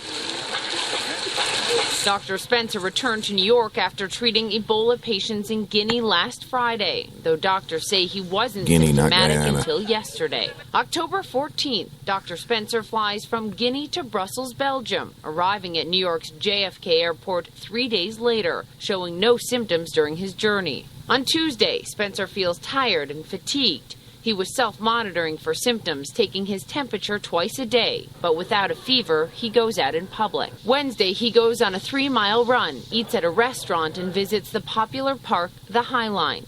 He then travels from Manhattan to Brooklyn on the subway. He later takes an Uber taxi to go bowling in Williamsburg, Brooklyn at an alley called The Gutter, now closed until it can be sanitized. Thursday morning, Spencer develops a fever and immediately contacts Doctors Without Borders, who calls the health department. That afternoon, he is rushed to Bellevue Hospital and put directly in isolation, later testing positive for Ebola. Authorities reiterated Thursday that careful protocols were followed smoothly at every step. And for New Yorkers, the risk is, quote, close to nil. He was not symptomatic at that time. He had no fever. And so he did not have a stage of disease that creates a risk of contagiousness on the subway. The city now on heightened alert. Coordinating and drilling from airports to transportations to subway stations to ambulances to hospitals. So we are as ready as one could be. Health officials note 3 people had contact with Spencer, 2 friends, and his fiancée, all doing well, but in quarantine. So the his fiancé is next. Guarantee it. But, I mean, you know what? There's no risk. Oh, yeah, it's not coming to the U.S. No. Now we have 4 confirmed cases. And then, there's no danger. It's not coming here. Yeah. There's nothing to worry about. Uh-huh. We won't get it. No, not at all. Nothing to worry here. Don't sweat it. Just got this deadly virus outbreak that's spreading across the United States. But don't worry about it because the CDC says that it's all good and we have nothing to worry about. The CDC spokesperson. Oh, yeah. The whatever he is. I don't even know his name. Let's just call him douchebag. I can't remember what his name is. Douchebag sounds good. The guy they put in charge, who has no medical background, who, is just a message maker, really. Yeah, basically. Yeah. They apparently they found a vaccination to it too. Really? Yes. We'll see how that goes. Oh, yeah, considering that woman, the nurse, is struggling to breathe. The first one? Yes. Yeah. She's dying, huh? Yeah. So, if they have a vaccine, why haven't they tried it on her? Right. She's already half dead. Why not try it? Yeah. So. No, they'll try it on lab rats for the next 10 years before they stick it into one human being. They'll wait till it becomes an epidemic like, AIDS or whatever. Right. Or it wipes out. Yeah, that's not going to come here either. Right. Yeah. They'll wait for it to wipe out 30 to 50% of the population. And then they'll go, oh, maybe we should have done something about this. Old wise man was saying that I probably have very good homeowners insurance inviting all of these drunks over my house. And I wasn't talking about my house. I was talking about another buddy's house. I don't invite nobody over my house to drink just because of that. I don't like drunks. Never did. Never will. Can't tolerate them. Don't have patience for them. I don't know. It's just one of those things, I guess. What else do we got? I'm watching this video of these African tribesmen. And they're over documenting animals and finding them with locators and stuff like that. It's pretty neat. Yeah. Let's see. These guys can elect almost anybody. Digital geeks are now the chief innovators of vote targeting, and Democrats have been the first to see the light. We ain't even going to touch on that one. What do you got, Tony? Anything? Just Florida is sick of Florida. Florida is sick of Florida? Yeah, they want to secede from Florida. What do you mean? Florida wants to secede from Florida. What's that supposed to mean? They want to split Florida in half. Oh, yeah, we were talking about that the other day. Yeah. Which well, I now think they're is putting bullshit. stuff in like, North Florida has very little, while South Florida has everything, Yeah. And they'll keep like Disney and all that kind of stuff in South Florida, where they have the line cut. I seen that. Goes right below Hernando. No, Pasco is the Pasco is the most southern, but then when it goes to the east, breaks up north a little. It goes up and keeps Orange County in the southern half, and then goes around Orange County and then straight across. I saw that. Yep.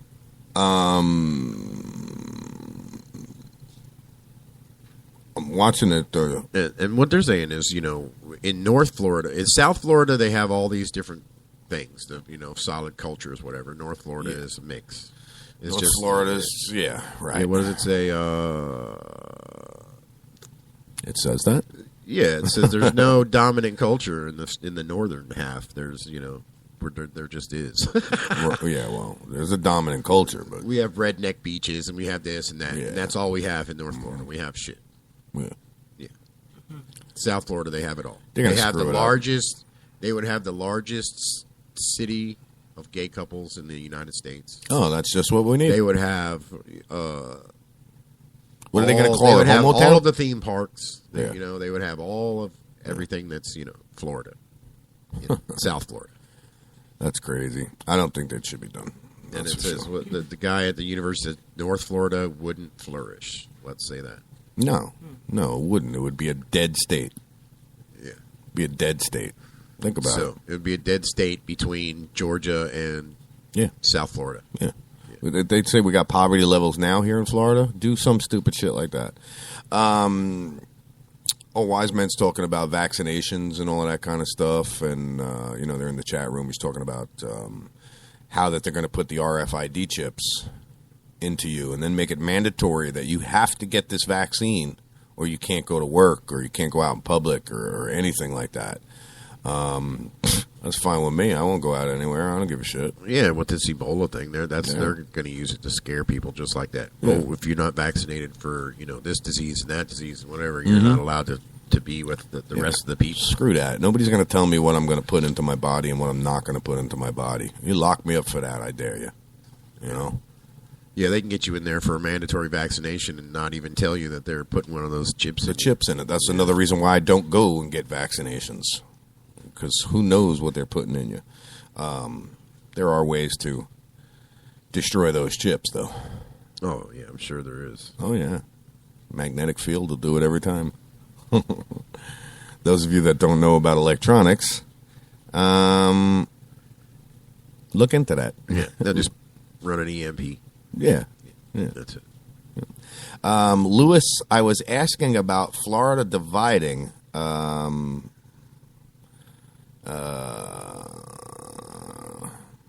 that's what we were just talking That's about. what What did she ask? What'd you ask? So, yeah. Yeah. And then we got old wise man. They will lock you up. That's why the plastic coffins. Yeah, oh yeah, I know. Those hermetically sealed coffins. Oh man, my stomach is really screwed up all of a sudden. I don't know what's going on. I don't know either. I don't feel good. I feel feverish. You got Ebola. Oh, I got Ebola. We're going to be quarantined. Yeah. Yeah, a wise man saying you will not have a choice, but a choice of what? Getting the vaccinations or staying indoors and fighting for what I believe in. I mean, they say that it's only illegal when you get caught. Well, they'll give you you only don't have a choice when they come and grab you and make you. You know what I mean? And in order for them to do that, they are going to have to kill me because I will not. What is the word? I will not conform. All right. So moving on. Sources say that Canadian gunman tied to jihadists. New video shows shooting details. What kind of headline is that? New video shows shooting details. Shooting in what?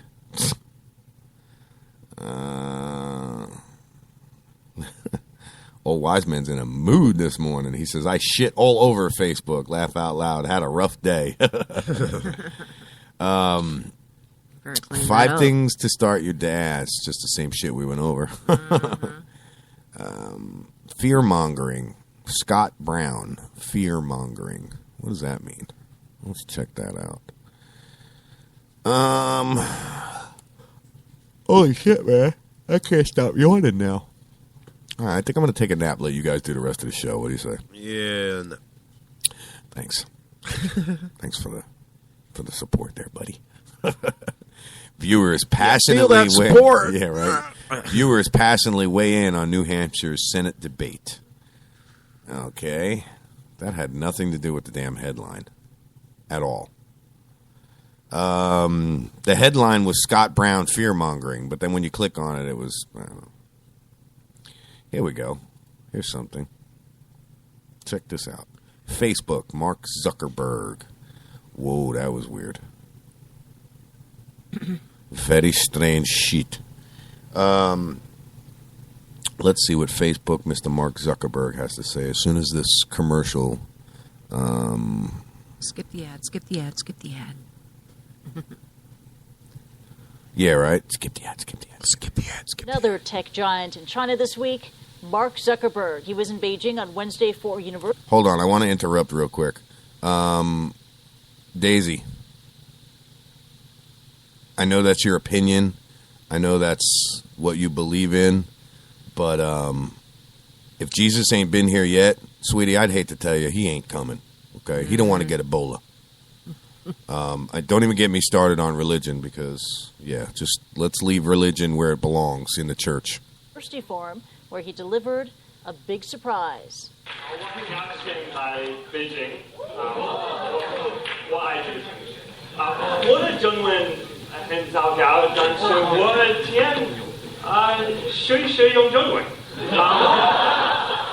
you get that? Oh, joy. One-on-one with the host, Mark Zuckerberg. That was stupid. So Mark Zuckerberg speaks Beijingian.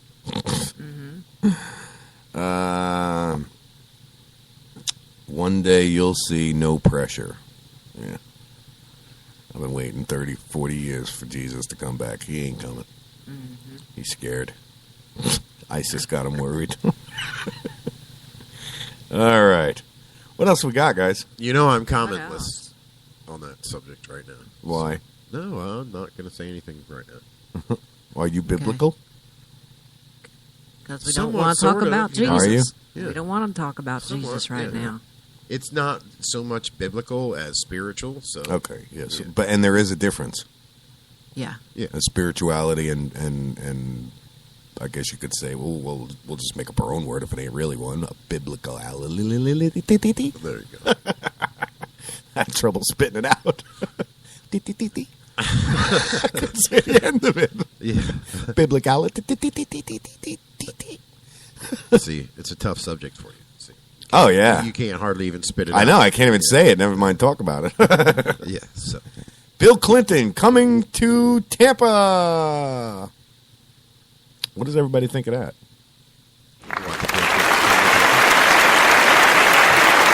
What's he coming here for? Who knows?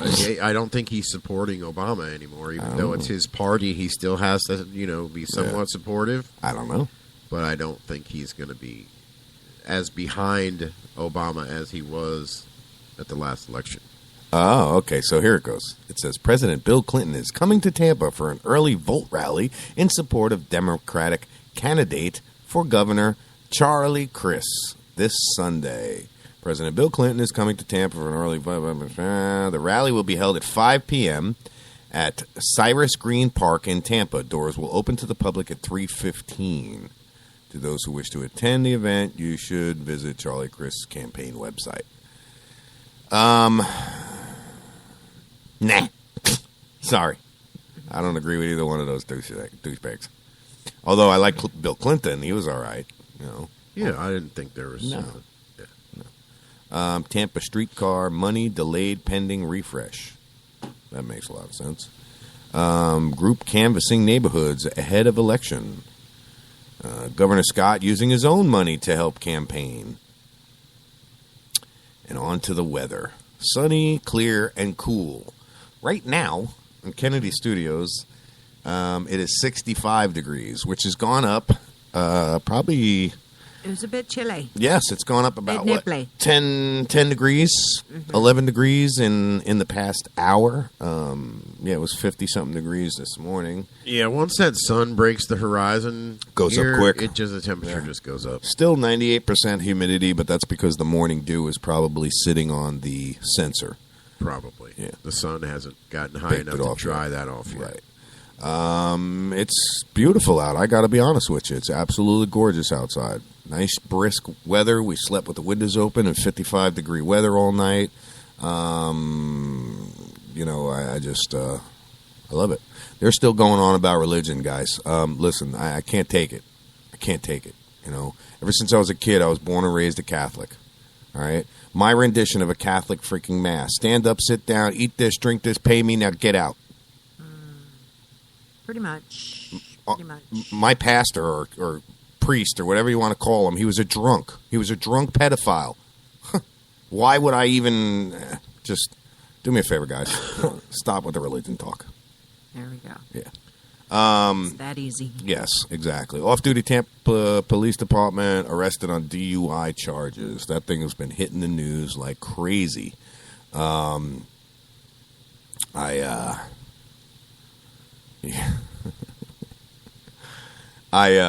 was watching it over the weekend, and it's good. They should charge him like he was one of us. Why? Just because he had a gun and a badge makes it different? I don't think so. Pasco County considers tax for Starkey Ranch Park. Interesting. I would love to play some of this video that I have, so we have some audio. They're but Bay planning News on 9 always taxing screws us. the residents in that area. Really? It's going to cost them for having that park. That's I mean, stupid. it's already a park that's there, Yeah. but they're wanting to do some upgrades. Yeah, and I would hold a vote and say, yeah, you know what? We don't want to pay for it. Yeah. Now And- tear it down and make it a common area. Yeah, it's like $7 million worth of stuff that they want to do, and they want to charge the residents a tax to pay for it all. Right. Now I want to know, because they figure the residents wondering why I there, hear that noise. Yeah, I want to know how much of that money that they tax actually goes to the park, and not lining. Well, and see, and that's the political way it is with the pockets. tax. They put the tax in there, and then they can say, okay, well, we can use the money for whatever we want. We only need this much appropriated for this fund, and as long as we collect this much for the tax, then we have extra. Yep. So, yeah. It's true. Then they can give themselves another raise. Because that's what they did. That's exactly what they they did did last year and the year before. That's why I say I want to know how much actually They goes to the park. okayed themselves a raise for the next 6 years. How does that work? Yeah. Hey, let's give ourselves a raise. All in And favor? It wasn't for everyone. It wasn't for everyone. It was for the commissioners. Yeah, of course. I was watching the county commissioners in Hernando County last night. Crooked bastards. I didn't mean to shut down the chat, guys. You guys could still chat. I didn't mean to shut it down. Everybody just stopped. They're all like, oh, shit, he's getting mad. Let's not talk about religion anymore. Message me on Facebook. Yeah, let's finish this on Facebook, bitch. This is the kind of headline. Something just go weird. It sounded like, to me, outside the headphones, it sounded like a fan turned off. Yes, didn't it? Or something that was generating noise quit. Yeah, that was strange. Yeah. Unless it's the tinnitus in my head. It's the monsters inside me. Bradenton deputy police chief charged with petty theft. I like it. Douchebag was stealing shit from the police department, I bet. Let's see what it says. What, like a pen or a pencil? Who knows, my man? stapler. Yeah, it's my stapler. I bought it. I'm going to take it home with me. This is my roll of tape. Yeah, right. It says deputy police chief of the Bradenton Police Department is facing charges of petty theft. The state's attorney's office announced Thursday that I'm having trouble with that word. Deputy chief of police Warren Marion is facing 3 counts of petty theft stemming from allegations involving off-duty employment. Oh, the allegations became public September 8th when Marion was placed on a paid administrative leave with pay. That would be paid administrative leave. Okie dokie. Yeah. Officials said Bradenton Police Chief Michael Radziwiecki, he's a Polak, Radziwiecki. That sounds good. Yeah, okay. Asked the Manatee County Sheriff's Department office to investigate the allegations. What did he steal? Oh, that's what I want to know. I mean, according to the partners, Bradenton Herald is accusing him of filling out forms for payment for hours he did not work. Aha. So, I mean, was it really worth the $300 freaking dollars? He's a 17-year veteran, and he filled out paperwork for an extra $300. Was it worth it? I hope so. Stupid. Yeah, he just gave himself a few extra hours. Yeah. Yeah, and probably lost, I doubt he lost his pension. That's for sure. I doubt it. But he got a paid vacation. Oh, yeah, you're damn right he did. Damn right. Daisy says, boo. Oh, yeah? Well, here's the boo. In reverse. All right, so let's just not be and move on. And with that said, it is time for, I don't know. I just wanted to lead you guys up to something and let you down hard. Let's see. Eagle Lake Commission passes tobacco marketing resolution. Oh, boy.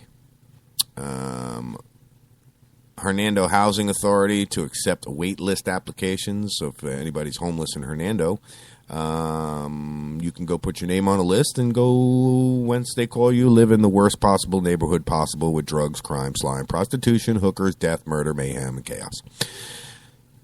Sounds like my kind of neighborhood. Makes you kind of enthused about being homeless, isn't it? Right? That's a place I want to raise my kids. So after the first Ebola case in New York City, 3 others are quarantined. Sunny, clear, and cooler weather into the weekend. And this was that crash I think you were talking about. 2 fatal crashes thwart I-75 traffic in Hillsborough County. Oh, 2. Yep. And there was another one. So let's see. Because there was the one that we know about at 4 a.m. Right. And it says it thwarted 2 fatal crashes on I-75. Thwart. T-H-W-A-R-T. Thwart. Thwart. Yes. I like the word usage. Looking at the traffic picture, and it's pretty shitty, man. Traffic was slowed on southbound I-75 in Gibsonton after a 4 a.m. fatal crash involving a pickup truck. 2 fatal crashes along Interstate 75, disrupting morning traffic on Friday in Hillsborough County. The first crash on I-75 at Gibsonton Drive involving a Honda Civic and a pedestrian. According to the Florida Highway Patrol, the Civic was traveling southbound on I-75 at 4 a.m. when a woman walked onto the interstate, crossed into the path of the vehicle. The woman, later identified as 43-year-old Juan Medellin of Waimama. Where is that? I don't remember. I think it's down south. It is, okay. Was taken to the area hospital where she was pronounced dead. Traffic was slowed through the morning, Gibsonton Drive. Further north, a person was killed in a crash on Fowler Avenue at the I-75 on-ramp. Florida Highway Patrol closed Fowler along the ramp after the crash, which happened just after 6 a.m.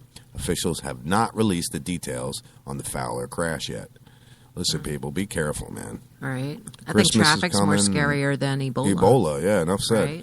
Christmas is coming. Thanksgiving is coming. The roads are going to get flocked, or people are going to flock to the roads, and it's just going to become a very dangerous situation. All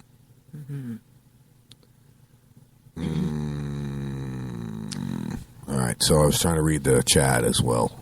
Okay. And see what was going on. Well, that's October 23rd. We're going back a little far there, so we're not going to even deal with that. Any lotto winning numbers? Does anybody know anybody who's won the lotto? I saw there was one that was not claimed in New York for like 2 point something million. Yeah, so yeah. Damn it, man. I know. Johnny, go check your tickets. You could be the lottery winner. How much was it? Does it say what the Powerball was? Oh, here? I don't know. Let's see. That's fine. Yeah. I'm looking at it right now. I just got to figure out. I'm looking at the numbers and all that shit. So Florida Lottery Powerball is up to $125 million. Yowza. Next jackpot, October 25th. So tomorrow is the next jackpot. And it rolled over. Oh, man. Yeah. Get that ticket. So check this out. 0 out of 5, okay? And you hit the Powerball, you make $4. Oh, no, wait. Oh, they both rolled over. Yeah. So 1 out of 5, you get $8, and it just goes up and up and up. 3 out of 5, 100. 4 out of 5, 100. 4 out of 5 with the Powerball, 10,000. 5 out of 5, 1 million. 5 out of 5 with the Powerball, $110 million. Wow. Really? We got everything. They all rolled over. Yeah, yeah. The You gotta Lotto's play to up win. to You 39 gotta play to million. win. The Powerball's 125 million. 125 million. Guys, listen. If The I Mega won, Millions is 224 million. Oh, Jesus, Johnny don't play, so it wasn't Johnny that won. Jesus, could you imagine $200 million? And the new one. Listen, not for nothing, guys. I love doing the show, but if I win the lotto, you're going to hear a lot of crickets. Because I'm just going to start the freaking broadcast and just hit crickets. Yeah, they have a new one, I guess. Lucky Money. Even that one rolled over. Lucky Money? Yeah, I like it. And that one's only 4 numbers, and then the Powerball, extra number. No shit. And that one's 850 million or 850,000. I'd take 850,000. I don't give a shit. You know what I mean? 850,000 would be enough for me to buy my $100,000 yacht, which at these times is not a very big yacht. Here's one that says roll down. Roll down? Yeah, not roll over, roll down. Top prize 0.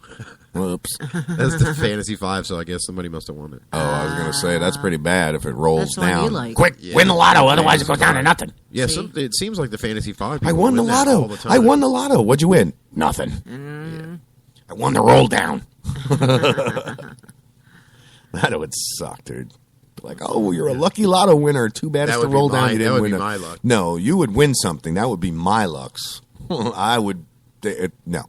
My luck, I would have a counterfeit ticket, and they would read it right there and say, "Oh, no, sorry, sir. Can you wait right here? We have to call somebody to come and check this ticket out." The lotto officials will come and arrest me. Did you know that the places that sell lotto, they don't make a dime on that? They don't make a dime on lotto, and they don't make. They do if they sell the winning ticket. If they sell the winning ticket, I think they get what is it, $1 million or $100,000 or something like that. The store owner.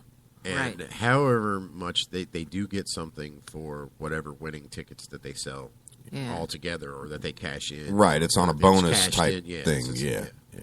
I do know for sure because I spoke to a buddy of mine who owns a gas station. They make shit on gas. Absolutely nothing on gas. They are nothing but resellers. When it comes to gas, because, that's like their main thing that brings people in. Yes, they make all their money on all the other shit you go inside and you buy from the convenience store and all that other bullshit. Yeah, I worked at a convenience store for a short time, so I knew something. I never worked at one, or did I? Did I work at a gas station? I don't think. Yes, I did work at a gas station, and it didn't. It was bad. I even worked a lot of my friends had free gas. I even worked third shift. Free tires. What you need. Free oil changes. Had to get, I got robbed and everything. Yeah, that was horrible. Guy points a gun at you and says, "Give me your money." Yeah, I'm like, "Here, take it. It's not mine." Here you go. Yeah, exactly. It ain't mine. I don't want it. It ain't my money. Right. You can have it. I ain't risking my life for you. Yeah. So Old Wiseman says, money is nice, but you can only rent happiness, not buy it. I would have to disagree because if I had a lot of money, boy, would I be happy. And I would go buy it. I wouldn't give a shit. I'd go buy it. And the reason I'd be happy is because it'd be so stoned out of my gourd. I'd have a big old pile of buds right then and there. That's enough to make me happy, buddy. I'm a simple man. Right. So think about that again, Old Wise Man. So Think about just it. give him a pile of buds and lock him in the closet. That's That'd be fine. Yeah. No, I won't be fine because I don't have a bowl or a lighter. How do you drive a pothead crazy? Well, Stick him you in a room said- with a bunch of buds. You said all you needed was the buds. Yeah. Killing me. And you'd be happy. Killing me. See? He'd start eating them. It's killing me, Johnny. See, Oh, there you're you damn go. right. I would. There you go. I'd Well, get, then what do you need a pipe Desperate times. for? Or a lighter. True enough. I'll just rub 2 sticks together and make my own. Be locked in the closet. You Get won't even need MacGyver any, on you. You won't even need any food. I'm set. Nothing. No, I'll eat the buds. I'll be stoned. I'll be happy. There you go. I won't be hungry. Yeah, because you just eat another. Plus, bud. I got a bunch of money. Yeah. You ever play that? You guys ever do that? If I had a bunch of money, what would you do? Type thing. Sit around and say, if I won the lotto, first thing I would do is this, and you know what I'm saying? You guys ever do that? Michelle and I used to do it all the time. Swiss Roll says, crazy potheads. Welcome to the chat room, sir. Or ma'am. I'm not too sure what you are, but a Swiss roll. A Swiss roll. They're actually delicious. good. They're actually really good, those Swiss rolls. Mm-hmm. They're really good. Crazy potheads, he says. We are not potheads. No. No, not today. Not today, we're not. Maybe later. Maybe later. Right. So obviously, Swiss Roll does not partake in medical cannabis at all. You don't know that. I don't know. Yeah, there's no way to tell. No. Yeah. Yeah. Just because unless he answers us or she. Crazy if you're not a pothead. Way to go, old wise man. Oh shit. What do you say we take another break, guys? I got to throw up some. You have to go throw up? I got to go throw up. I got to throw up some stuff. I got to go throw up some stuff. I don't have the vomit thing loaded, otherwise I would have hit it. So yeah, you made me think of the work the other night. So why? What happened? Well, the guy that owns the boat. I'm not going to mention any names here. So bad. Yeah. Anyhow, he cooked himself some dinner. Oh right? no. Okay, and actually, him and Hayden sat down. They both ate. Right. And oh god, I guess Pat was like halfway through or whatever. And I'm standing there because they're both sitting at the table, so I'm standing in the middle of the cabin, right? And he gets up and he pushes me out of the way, walks out the door, and then just heaves all over the deck on his side. Hayden did? No. Oh. Pat. The captain. Yeah. Yeah. Patricia. And I'm like, oh, that's lovely. So I just went over to the other, where are you going to go? You can't. You ain't got far to go on that boat, Yeah. I just walked to the front of the cabin over to the side where you can't really. And but and then he cleaned it all up, and he came in. Wasn't expecting that. The good thing about vomit on a boat is you're guaranteed to catch fish. That's the reason why we took my brother fishing all the time. We'd get him drunk. We'd feed him about 4 or 5 submarine sandwiches, big sandwiches. Wait for the waves to get nice and rough. Scotty would get seasick, and everybody would dive to that side of the boat and drop our lines right into his vomit. We'd catch fish like crazy, man. Great chum. Good chum. Good chump. The fish like regurgitated submarine sandwiches. Maria's gonna fucking. There's my appetite. Yeah, I was kind of hungry. I was hungry. Yeah. Can I have the stray, somebody, please? Bliss? Stray. Please, I need the stray. I need the stray. You need the stray. She's out I the street. need to stray. I need to stray. Oops, Mama heard that one. All right.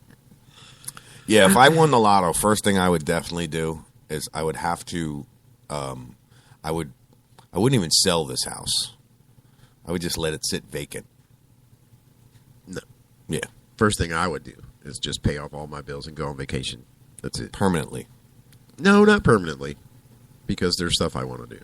Well, see, I've always said if I had a bunch of money, I would try and increase that amount of money and make more money with that money. Invest It's always it. been it's always been my my mindset.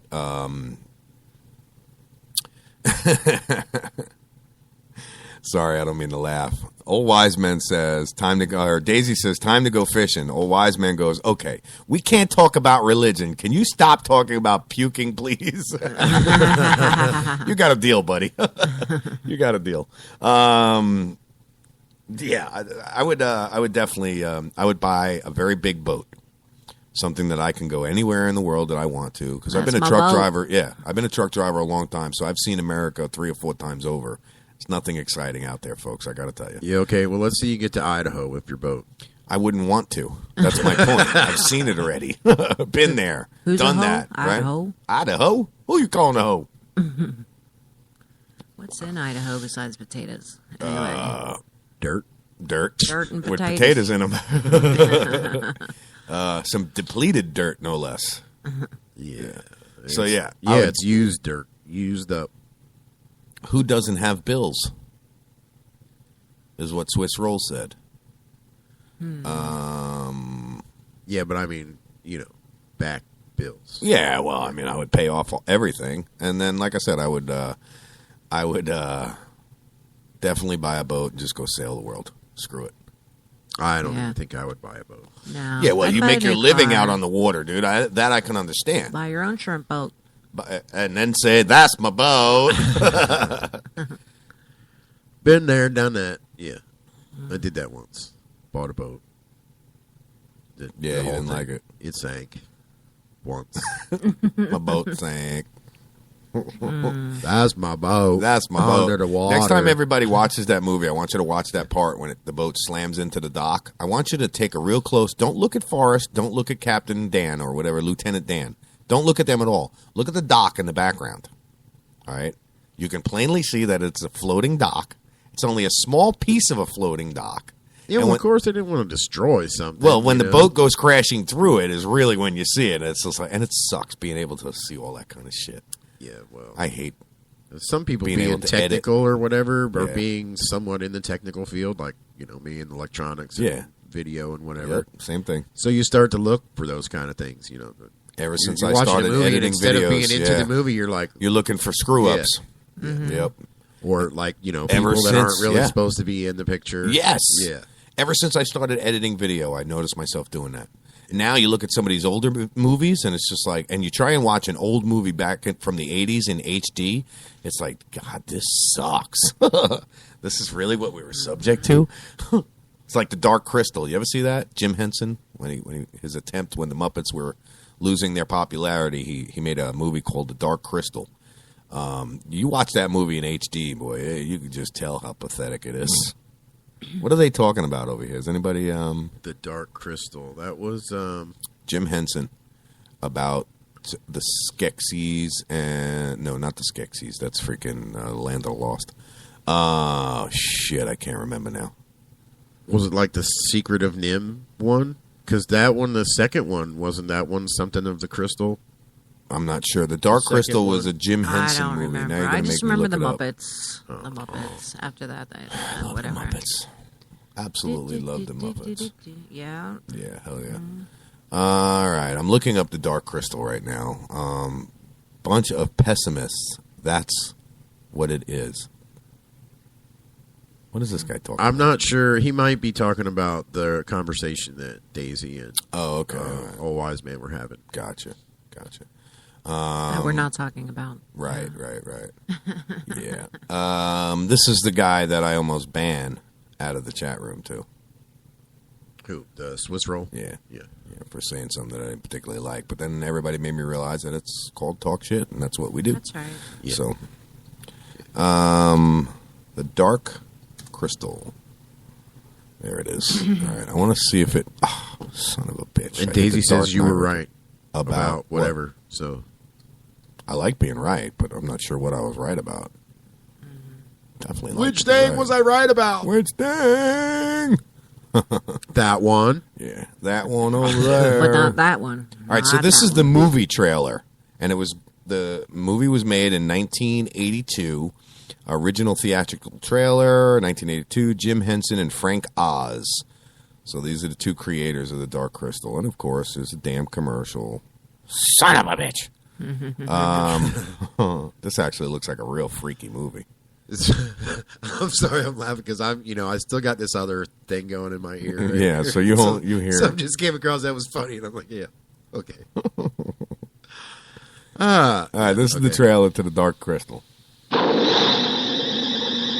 That'll wake you up.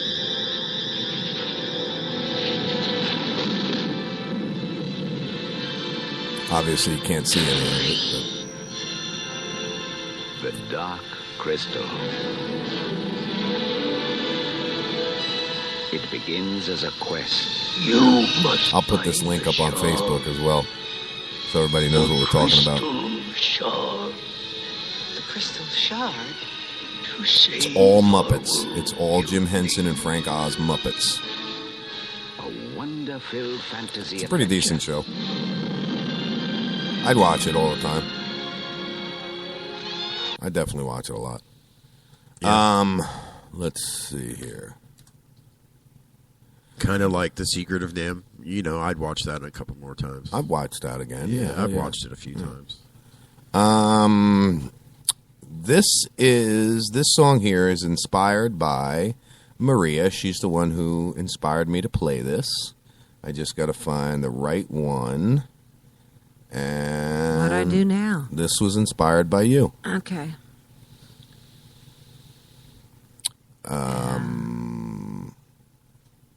Okay.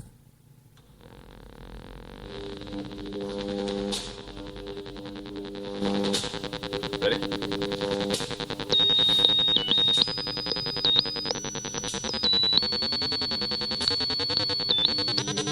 This is not what I was looking for. Come here, you mob! Look out! Watch it!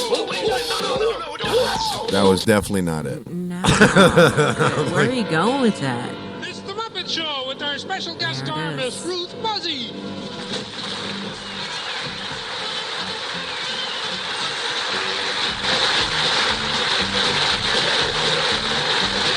It's time to light the music. It's time to light the lights. It's time to get things started. It's time to dress up right. It's time to raise the curtain on the Muppet Show tonight. I finally found the sure way to lose weight. I bought a scale that lies. You can tell that's not the original Fozzie voice. Yeah. To introduce our guest star, that's what it's time to do. So it really makes me happy to introduce to you. And that's still Jem Henson in Kermit. What a hilarious show. We used to. I remember as a kid, my whole family would gather around the TV to watch it every night. Right. Or every weeknight, whenever it was on. Those were the days. Yeah. So, Daisy, I still don't know what I was right about. But I'll take it. I like being right about something. Something. I don't care what it was, as long as I was right. Yeah, it doesn't happen very often, so I'll take it. Let's see. I'm going to play a song. A song? Yes. Okay. Let's see if let's see if anybody can. ¿Y los niños? Oh. That wasn't it. Y alaba como le enseñé hace 15 That's años. No comprende, So how's papi. papi? Papi is well. Oh. But first, meet the Vikings. Those cruel, heartless Scandinavian marauders whose savage brutality earned them the reputation worst human beings in history. Yeah. He just came up and smacked Kermit with a frying pan. Ladies and gentlemen, Didn't hurt, the though. Vikings. Those are Muppets. Those gentle, quaint, fun-loving old charmers. This is hilarious. But when you hear the song they're going to sing,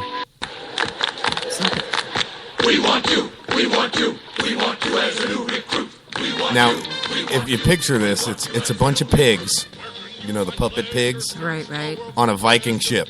Okay. Where can you begin to make your dreams all come true? On the land or on the sea?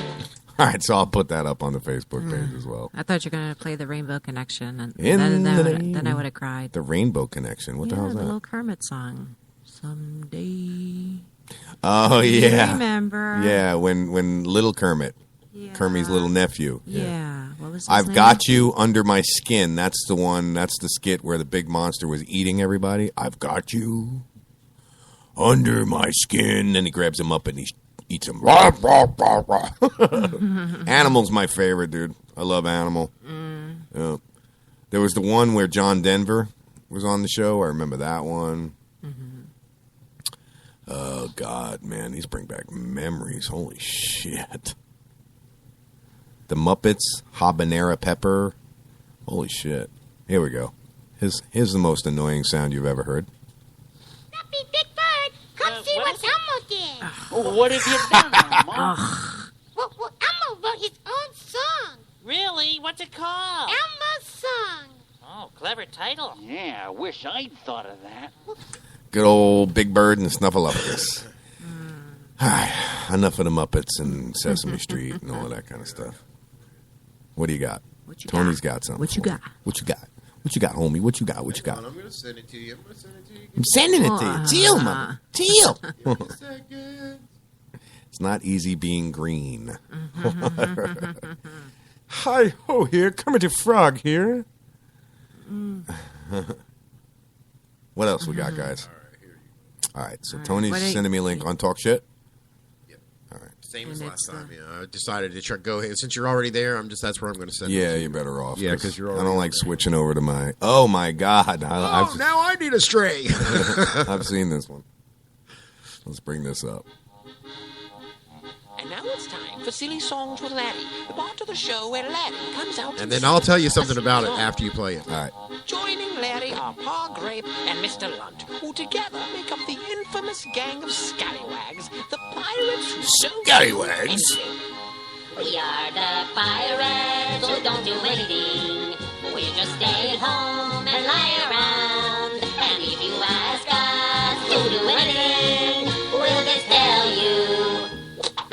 don't do anything. What's bad is Tony knows this song. I've never been to Greenland, and I've never been to Denver, and I've never buried treasure in St. Louis. It'll make sense at the end when I tell you. I've never been to Moscow, and I've never been to Tampa, and I've never been to Boston in the pool. We're the pirates who don't do anything. We just stay home. The show just went to hell, bro. The show just went to the dogs. It has now become a child's song show. All right. We don't do anything. We don't do anything. And I never hoist the mainstay, and I never swab the poop deck, and I never veer to starboard, cause I never sail at all. And I've never walked the gangplank, and I've never owned that ferret, and I've never been to Boston in the fall. To Boston in the fall. So don't do anything. I like that guy's accent. Yeah, pirates that don't do anything. I think he's a P. Yeah, I think he's the, yeah.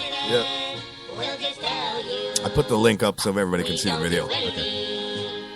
Well, I've never plucked a rooster, and I'm not too good at ping pong. And he just looks like a big giant green penis. He's a cucumber. Yeah, but he looks like a bearded green penis. And I've never gotten headlights, and I've never been to Boston in the fall. Huh? What are you talking about? What's a rooster and mashed potatoes have to do with being... Oh, Wiseman says, I thought I was stroking out. What the F? Right. We're supposed to sing about piratey things. Oh. And who's ever kissed a chipmunk? That's just nonsense. This is Why so even- ridiculous. This is dumb. See, I like them. I think you They have some songs that I really like. The Veggie Tales. All right, so explain to us now. Okay. If you take my last name Okay. and you put it in the song where the word pirates is. We are the pyramids who don't do anything. I used to sing that to my kids. That's not too good. Yeah. Like, this song explains you guys. You know, we are the that's- pyramids who don't do anything. We just I would sit have to around question those parental skills there, buddy. and lay around. I'm like, you're a bunch of lazy-ass kids. I would definitely have to question your parental. They don't want to sit around and do anything but play video games. You know? We just stay that's home what and lay kids do. around. Yeah. Well, you know what? Ask your kid to do something. Kids What do don't they say? only do that. In a minute. Yeah. Let me finish So- this level. Yeah. And if you ask us, we'll just tell you. Yeah. We don't do anything. We don't do anything. So, yeah. We are the pyramids. Every time I put the camera I'll on tell to you, the you know front door, I what? see You somebody's just brought up a sneakers. good point. What? So now I can change that to we are the parents who don't do anything. Yeah, enough said. We could do a parody song, and every time a parent gets locked up for being a deadbeat, that's their song. Yeah. I am a parent who is a deadbeat. I smoke methamphetamines from my children's pipes. I don't know. We get out of hand sometimes. With my children's Yeah. college fund. Yeah. There it is. So, yeah. Oh, See, if we sit around long enough, we can come up with some it. good parodies. Hell yeah. Yeah. Oh yeah, we just need to figure out the music. I'm not touching Maria's that one. Yeah, Maria's like, yeah. Why don't we just get on to some other news here? What is? There's nothing It is else. 9:30. I was going to take a quick break, but we're almost out of time. Yeah. So I'm going to throw up. Hang on there. I'm not going to throw up. I'm going to put up some commercials. Just a couple. Yeah, I'm just going Yeah. to. Where the hell are they now? I lost them, guys. I don't know where they went. There we go. This one, we'll be right back, guys. Talk Shit Radio.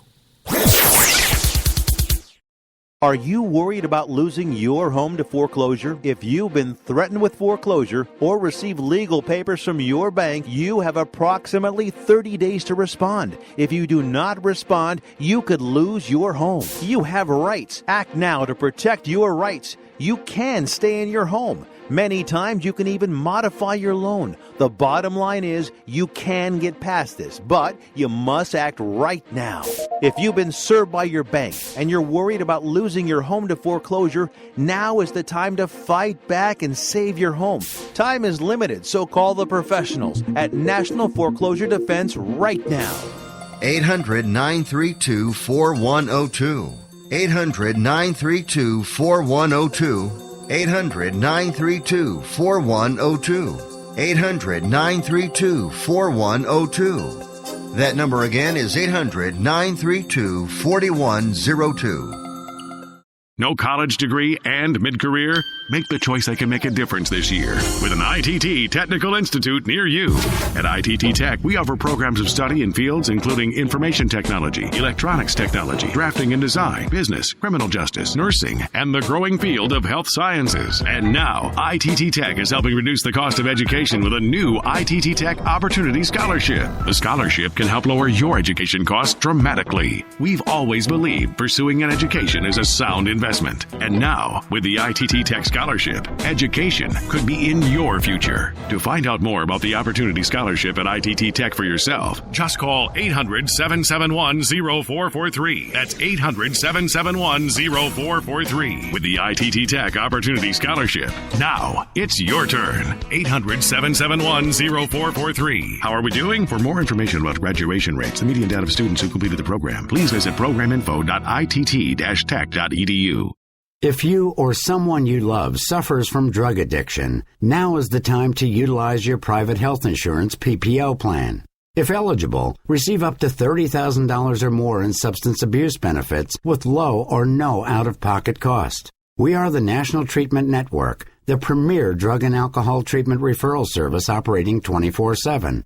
We help connect you with facilities nationwide that accepts PPO private health insurance for substance abuse. If you have PPO substance abuse coverage and you need immediate admittance to a medical detox or residential rehab treatment center, call us now. Call our live referral helpline today. The call is free. This program is not available to Medicare or Medicaid customers. Call 800-296-0906.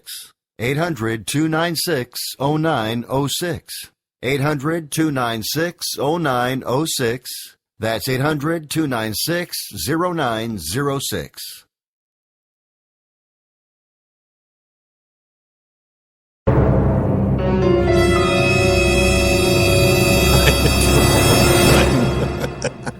That was not supposed. This is what you were supposed to hear.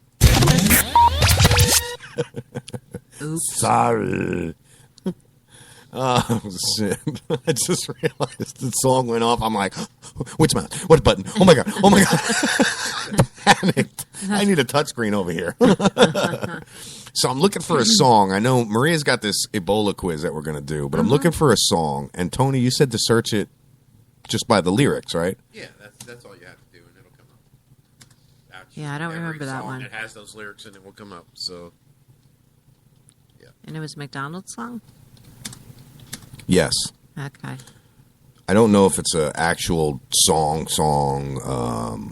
When I was a kid, I was in Catholic school. One of my teachers brought in a guitar and started singing these songs. Kumbaya. Kind of, yeah. Okay. It said, it goes to say, McDonald's is the kind of place where you get french fries in your face, pickles between your toes, and hamburgers up your nose.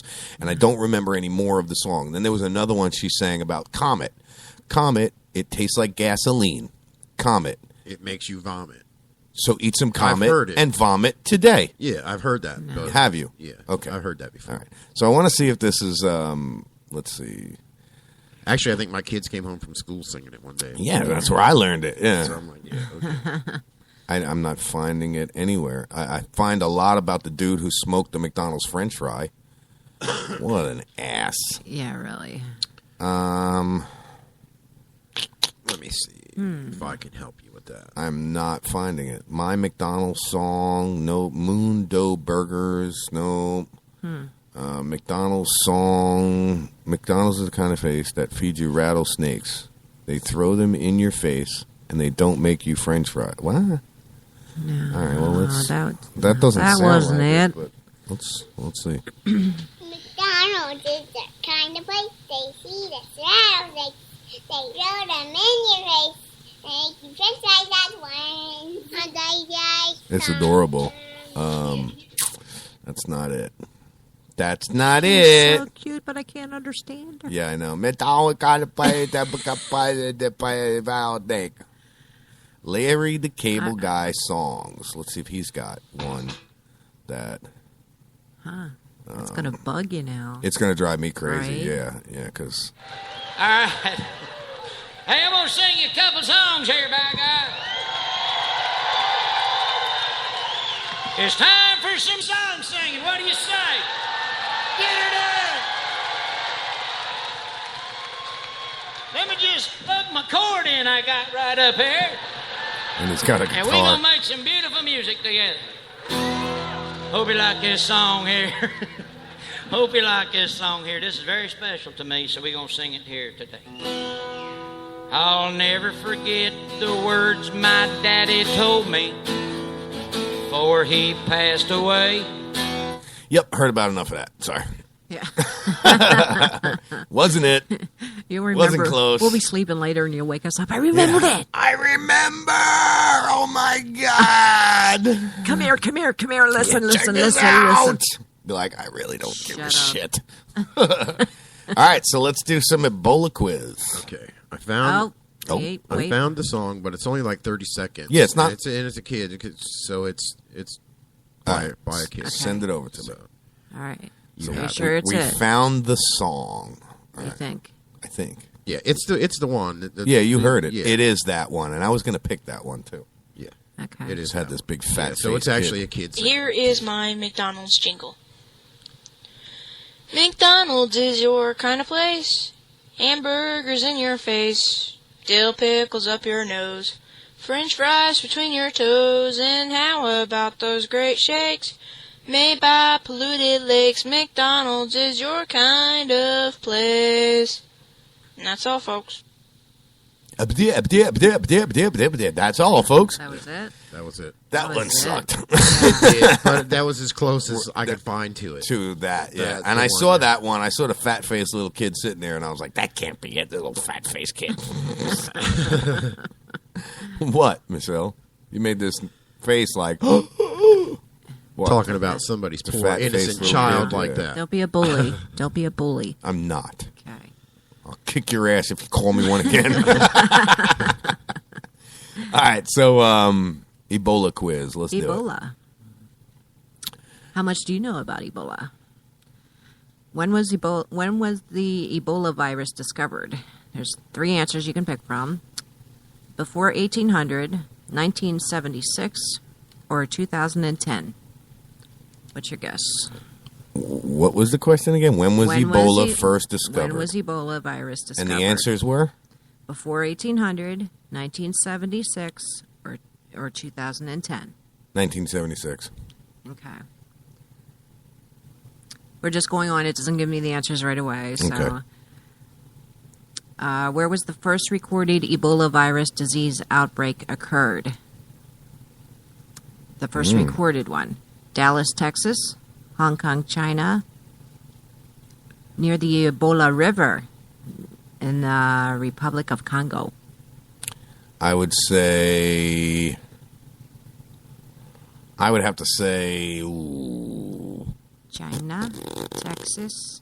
I would have to say the Republic of Congo. Right, if I had to guess too, Yes. right, because, yeah. Dirty, nasty place. Currently, there is no known vaccine to prevent Ebola. True or false? Well, depends on when these questions were written, but we do have an experimental one, so I would have to say, because it's experimental, true. Okay. Da-da-da-da. What is the case fatality rate of Ebola? Ooh. Approximately 10 to 20%, 30 or 40%, or 50 to 90%. I must say you're pretty much, Oh, wow. you're pretty much dead if you got it. I would say yeah. 50%. Yeah. Yeah. Yep. Johnny, we're waiting for Johnny to ring in Oh. here. Yeah. Johnny's throwing out answers. He's probably sitting over there Googling it. Like me. Like what I'm doing. You leaving, baby? My daughter is in the studio. Come here. Uh-oh. All right, come here for 1 second. Don't You roll knew your he eyes was like going to that. do that to Don't you. roll You your just knew it eyes. was Tomorrow is her 20th birthday, and I would like to wish my daughter a very, very happy 20th birthday on the air.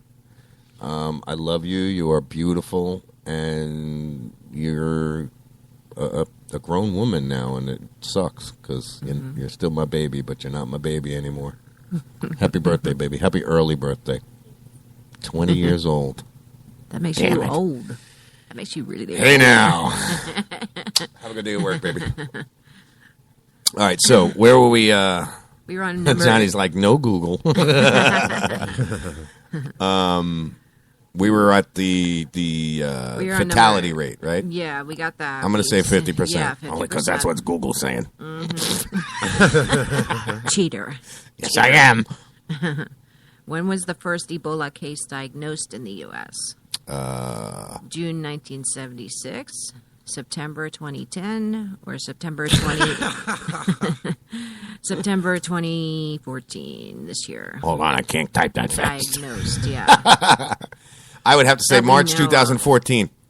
What? That's not even on there. You are correct. Crazy. I don't even know why I bother. I'm trying to...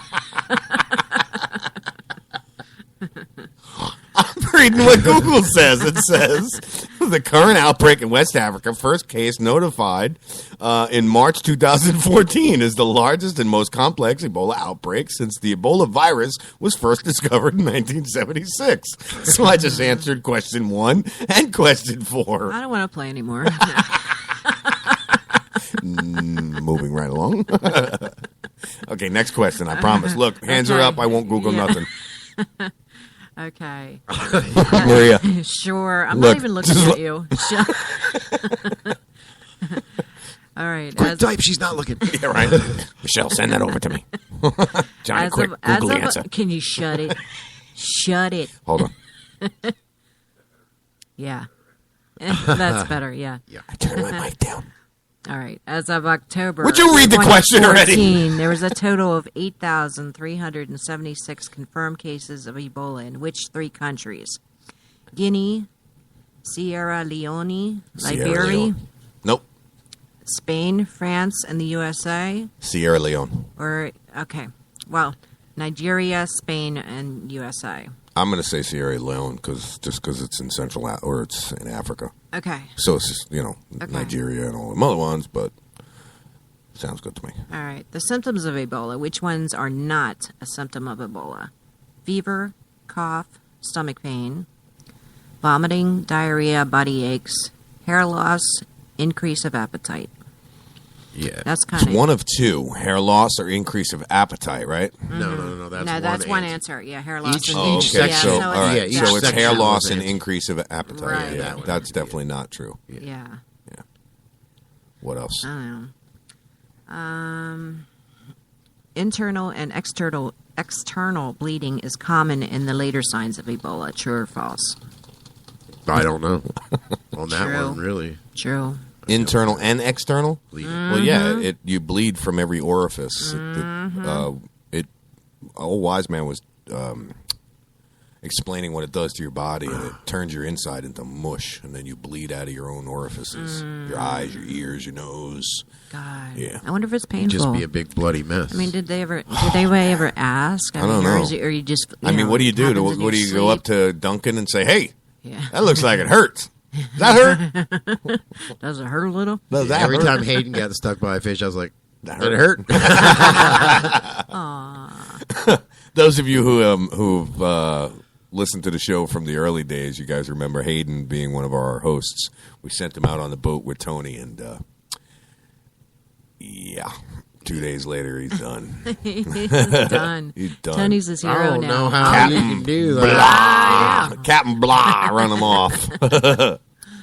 No, it actually wasn't Captain Blah's problem this time. It was just a matter of he didn't Yeah, like it. I think his arm's in a sling now because he got a fish bite. Yeah.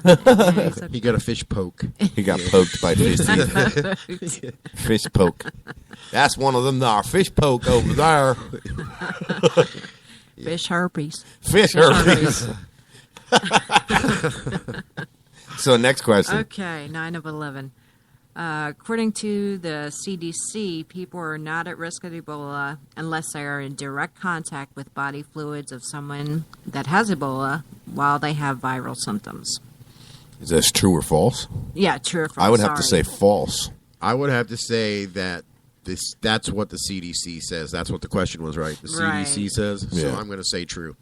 Oh, okay. If that's what the CDC Yeah, I'm not says, gonna, yes, you have to They're listen. telling I'm not going to you. argue That's the what they're point that telling you. yes, Yeah. it could be. Yes. You Yeah, if you listen to the way the sentences or the questions worded, right. it's true. So the question is true in their form.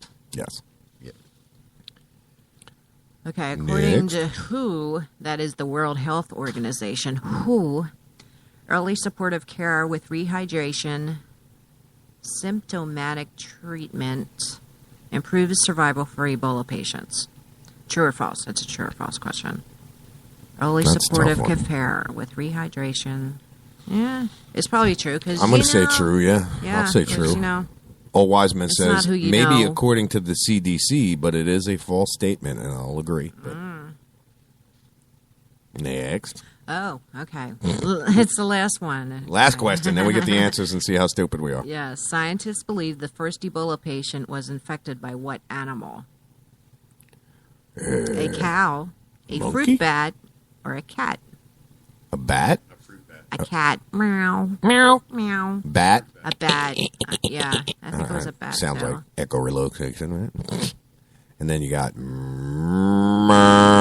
Yeah, I think it was a fruit bat. I would have to say the same. But I'm probably wrong. It was a cat. Guess Probably what? a cat. We got every question right. We got everyone I right. know.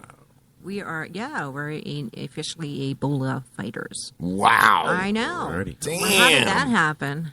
See, I told you the Google That's was a working. first. It's only because I cheated and used That's a Google first. for the We first got half. every question right on a quiz. Because I cheated the first half and used Google.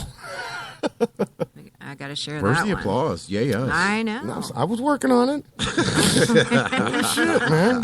Don't kill the button pusher. Yeah, it's supposed to be like right up on it.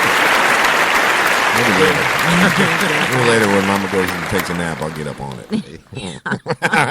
Get all up in it. I'm going to get up You on it. just sneak a little on in while she's sleeping. Yeah, I always used to break her chops about that, too. I'd be like, babe, did you even wake up last night? She'd be like, what are you talking about? I'd be like, oh, the things I did to you while you were sleeping.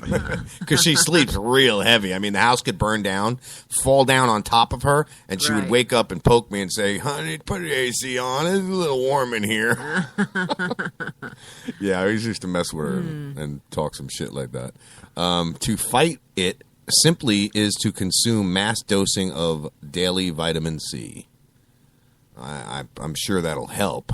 That's for sure. Yeah, because I don't think. Well, they said they have, but I haven't seen them use it on anyone yet. That vaccine or whatever. See, and then we he talked said about that is if you're healthy to start. So that, yes, most Well, yeah. certainly, yeah. Right. I guarantee it's like having a rod knock in your car. You know, you go drag racing with a car that has a rod knock, you're going to blow it up.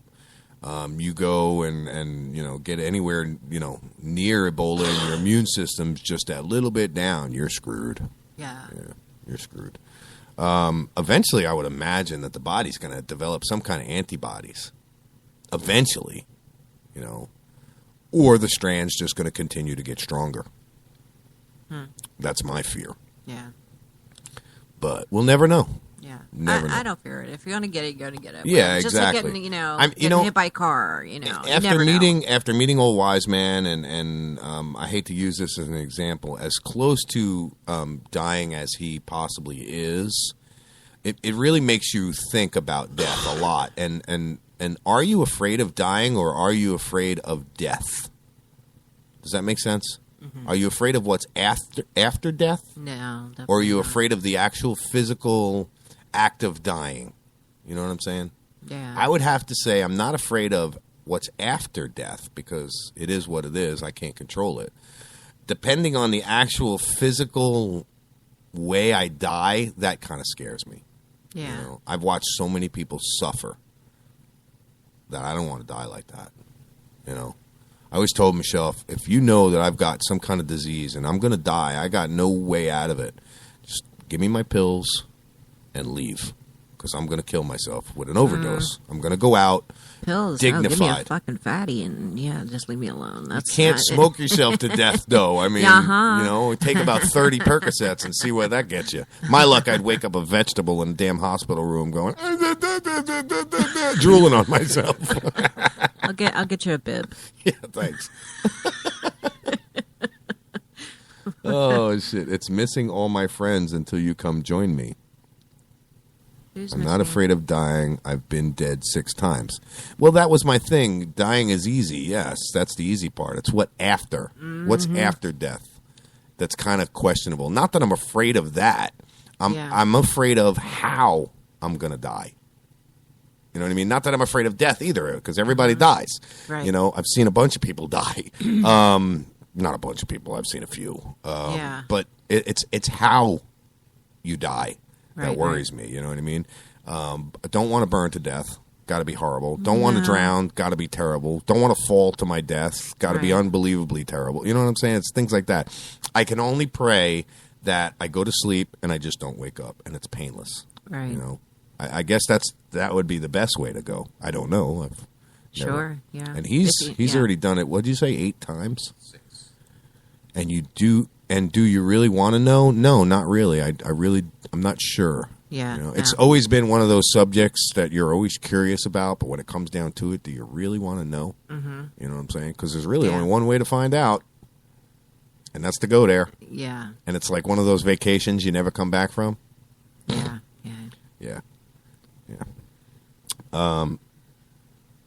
We got about 8 minutes left of the show. That's it. What? Where'd the time go? It flew by today, guys.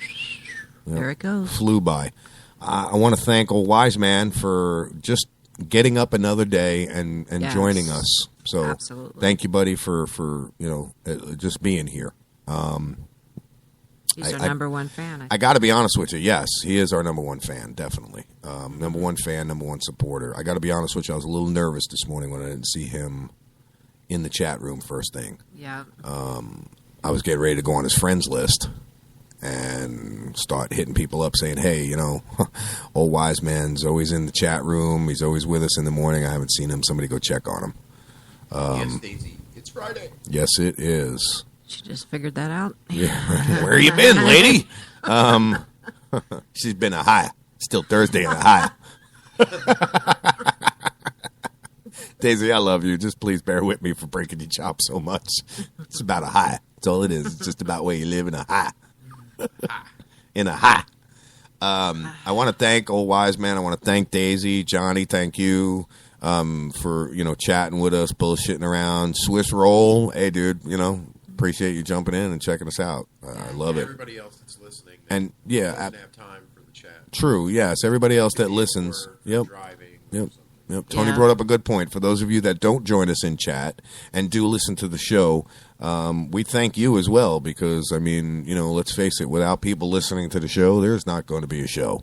Right. So, continue to pour in the support. If you go to www.talkshitradionetwork.com and you go to our gear, our Talk Shit gear page, you buy T-shirts, you buy hats. You can get coffee mugs, bumper stickers. It's just another way of saying that you support Talk Shit Radio and, you support what we do here and you like what we do. And it'll help get the name of the show out. So we got the Talk Shit T-shirt, we got Talk Shit mug, Talk Shit hat, bumper sticker, and we got a pen. We got a Talk Shit pen. Maybe we should come out with like a Talk Shit bandana. A Talk Shit bandana? Yeah, for all our bandana wearing. Hey fans. now. Yeah. You like it like that. Yeah, Maria's like, so that when that'd be me. Yeah, so that when you fold it up, it says talk shit across your head. That would be cool. Yeah. Hell yeah. I'm going to have to look into that. See.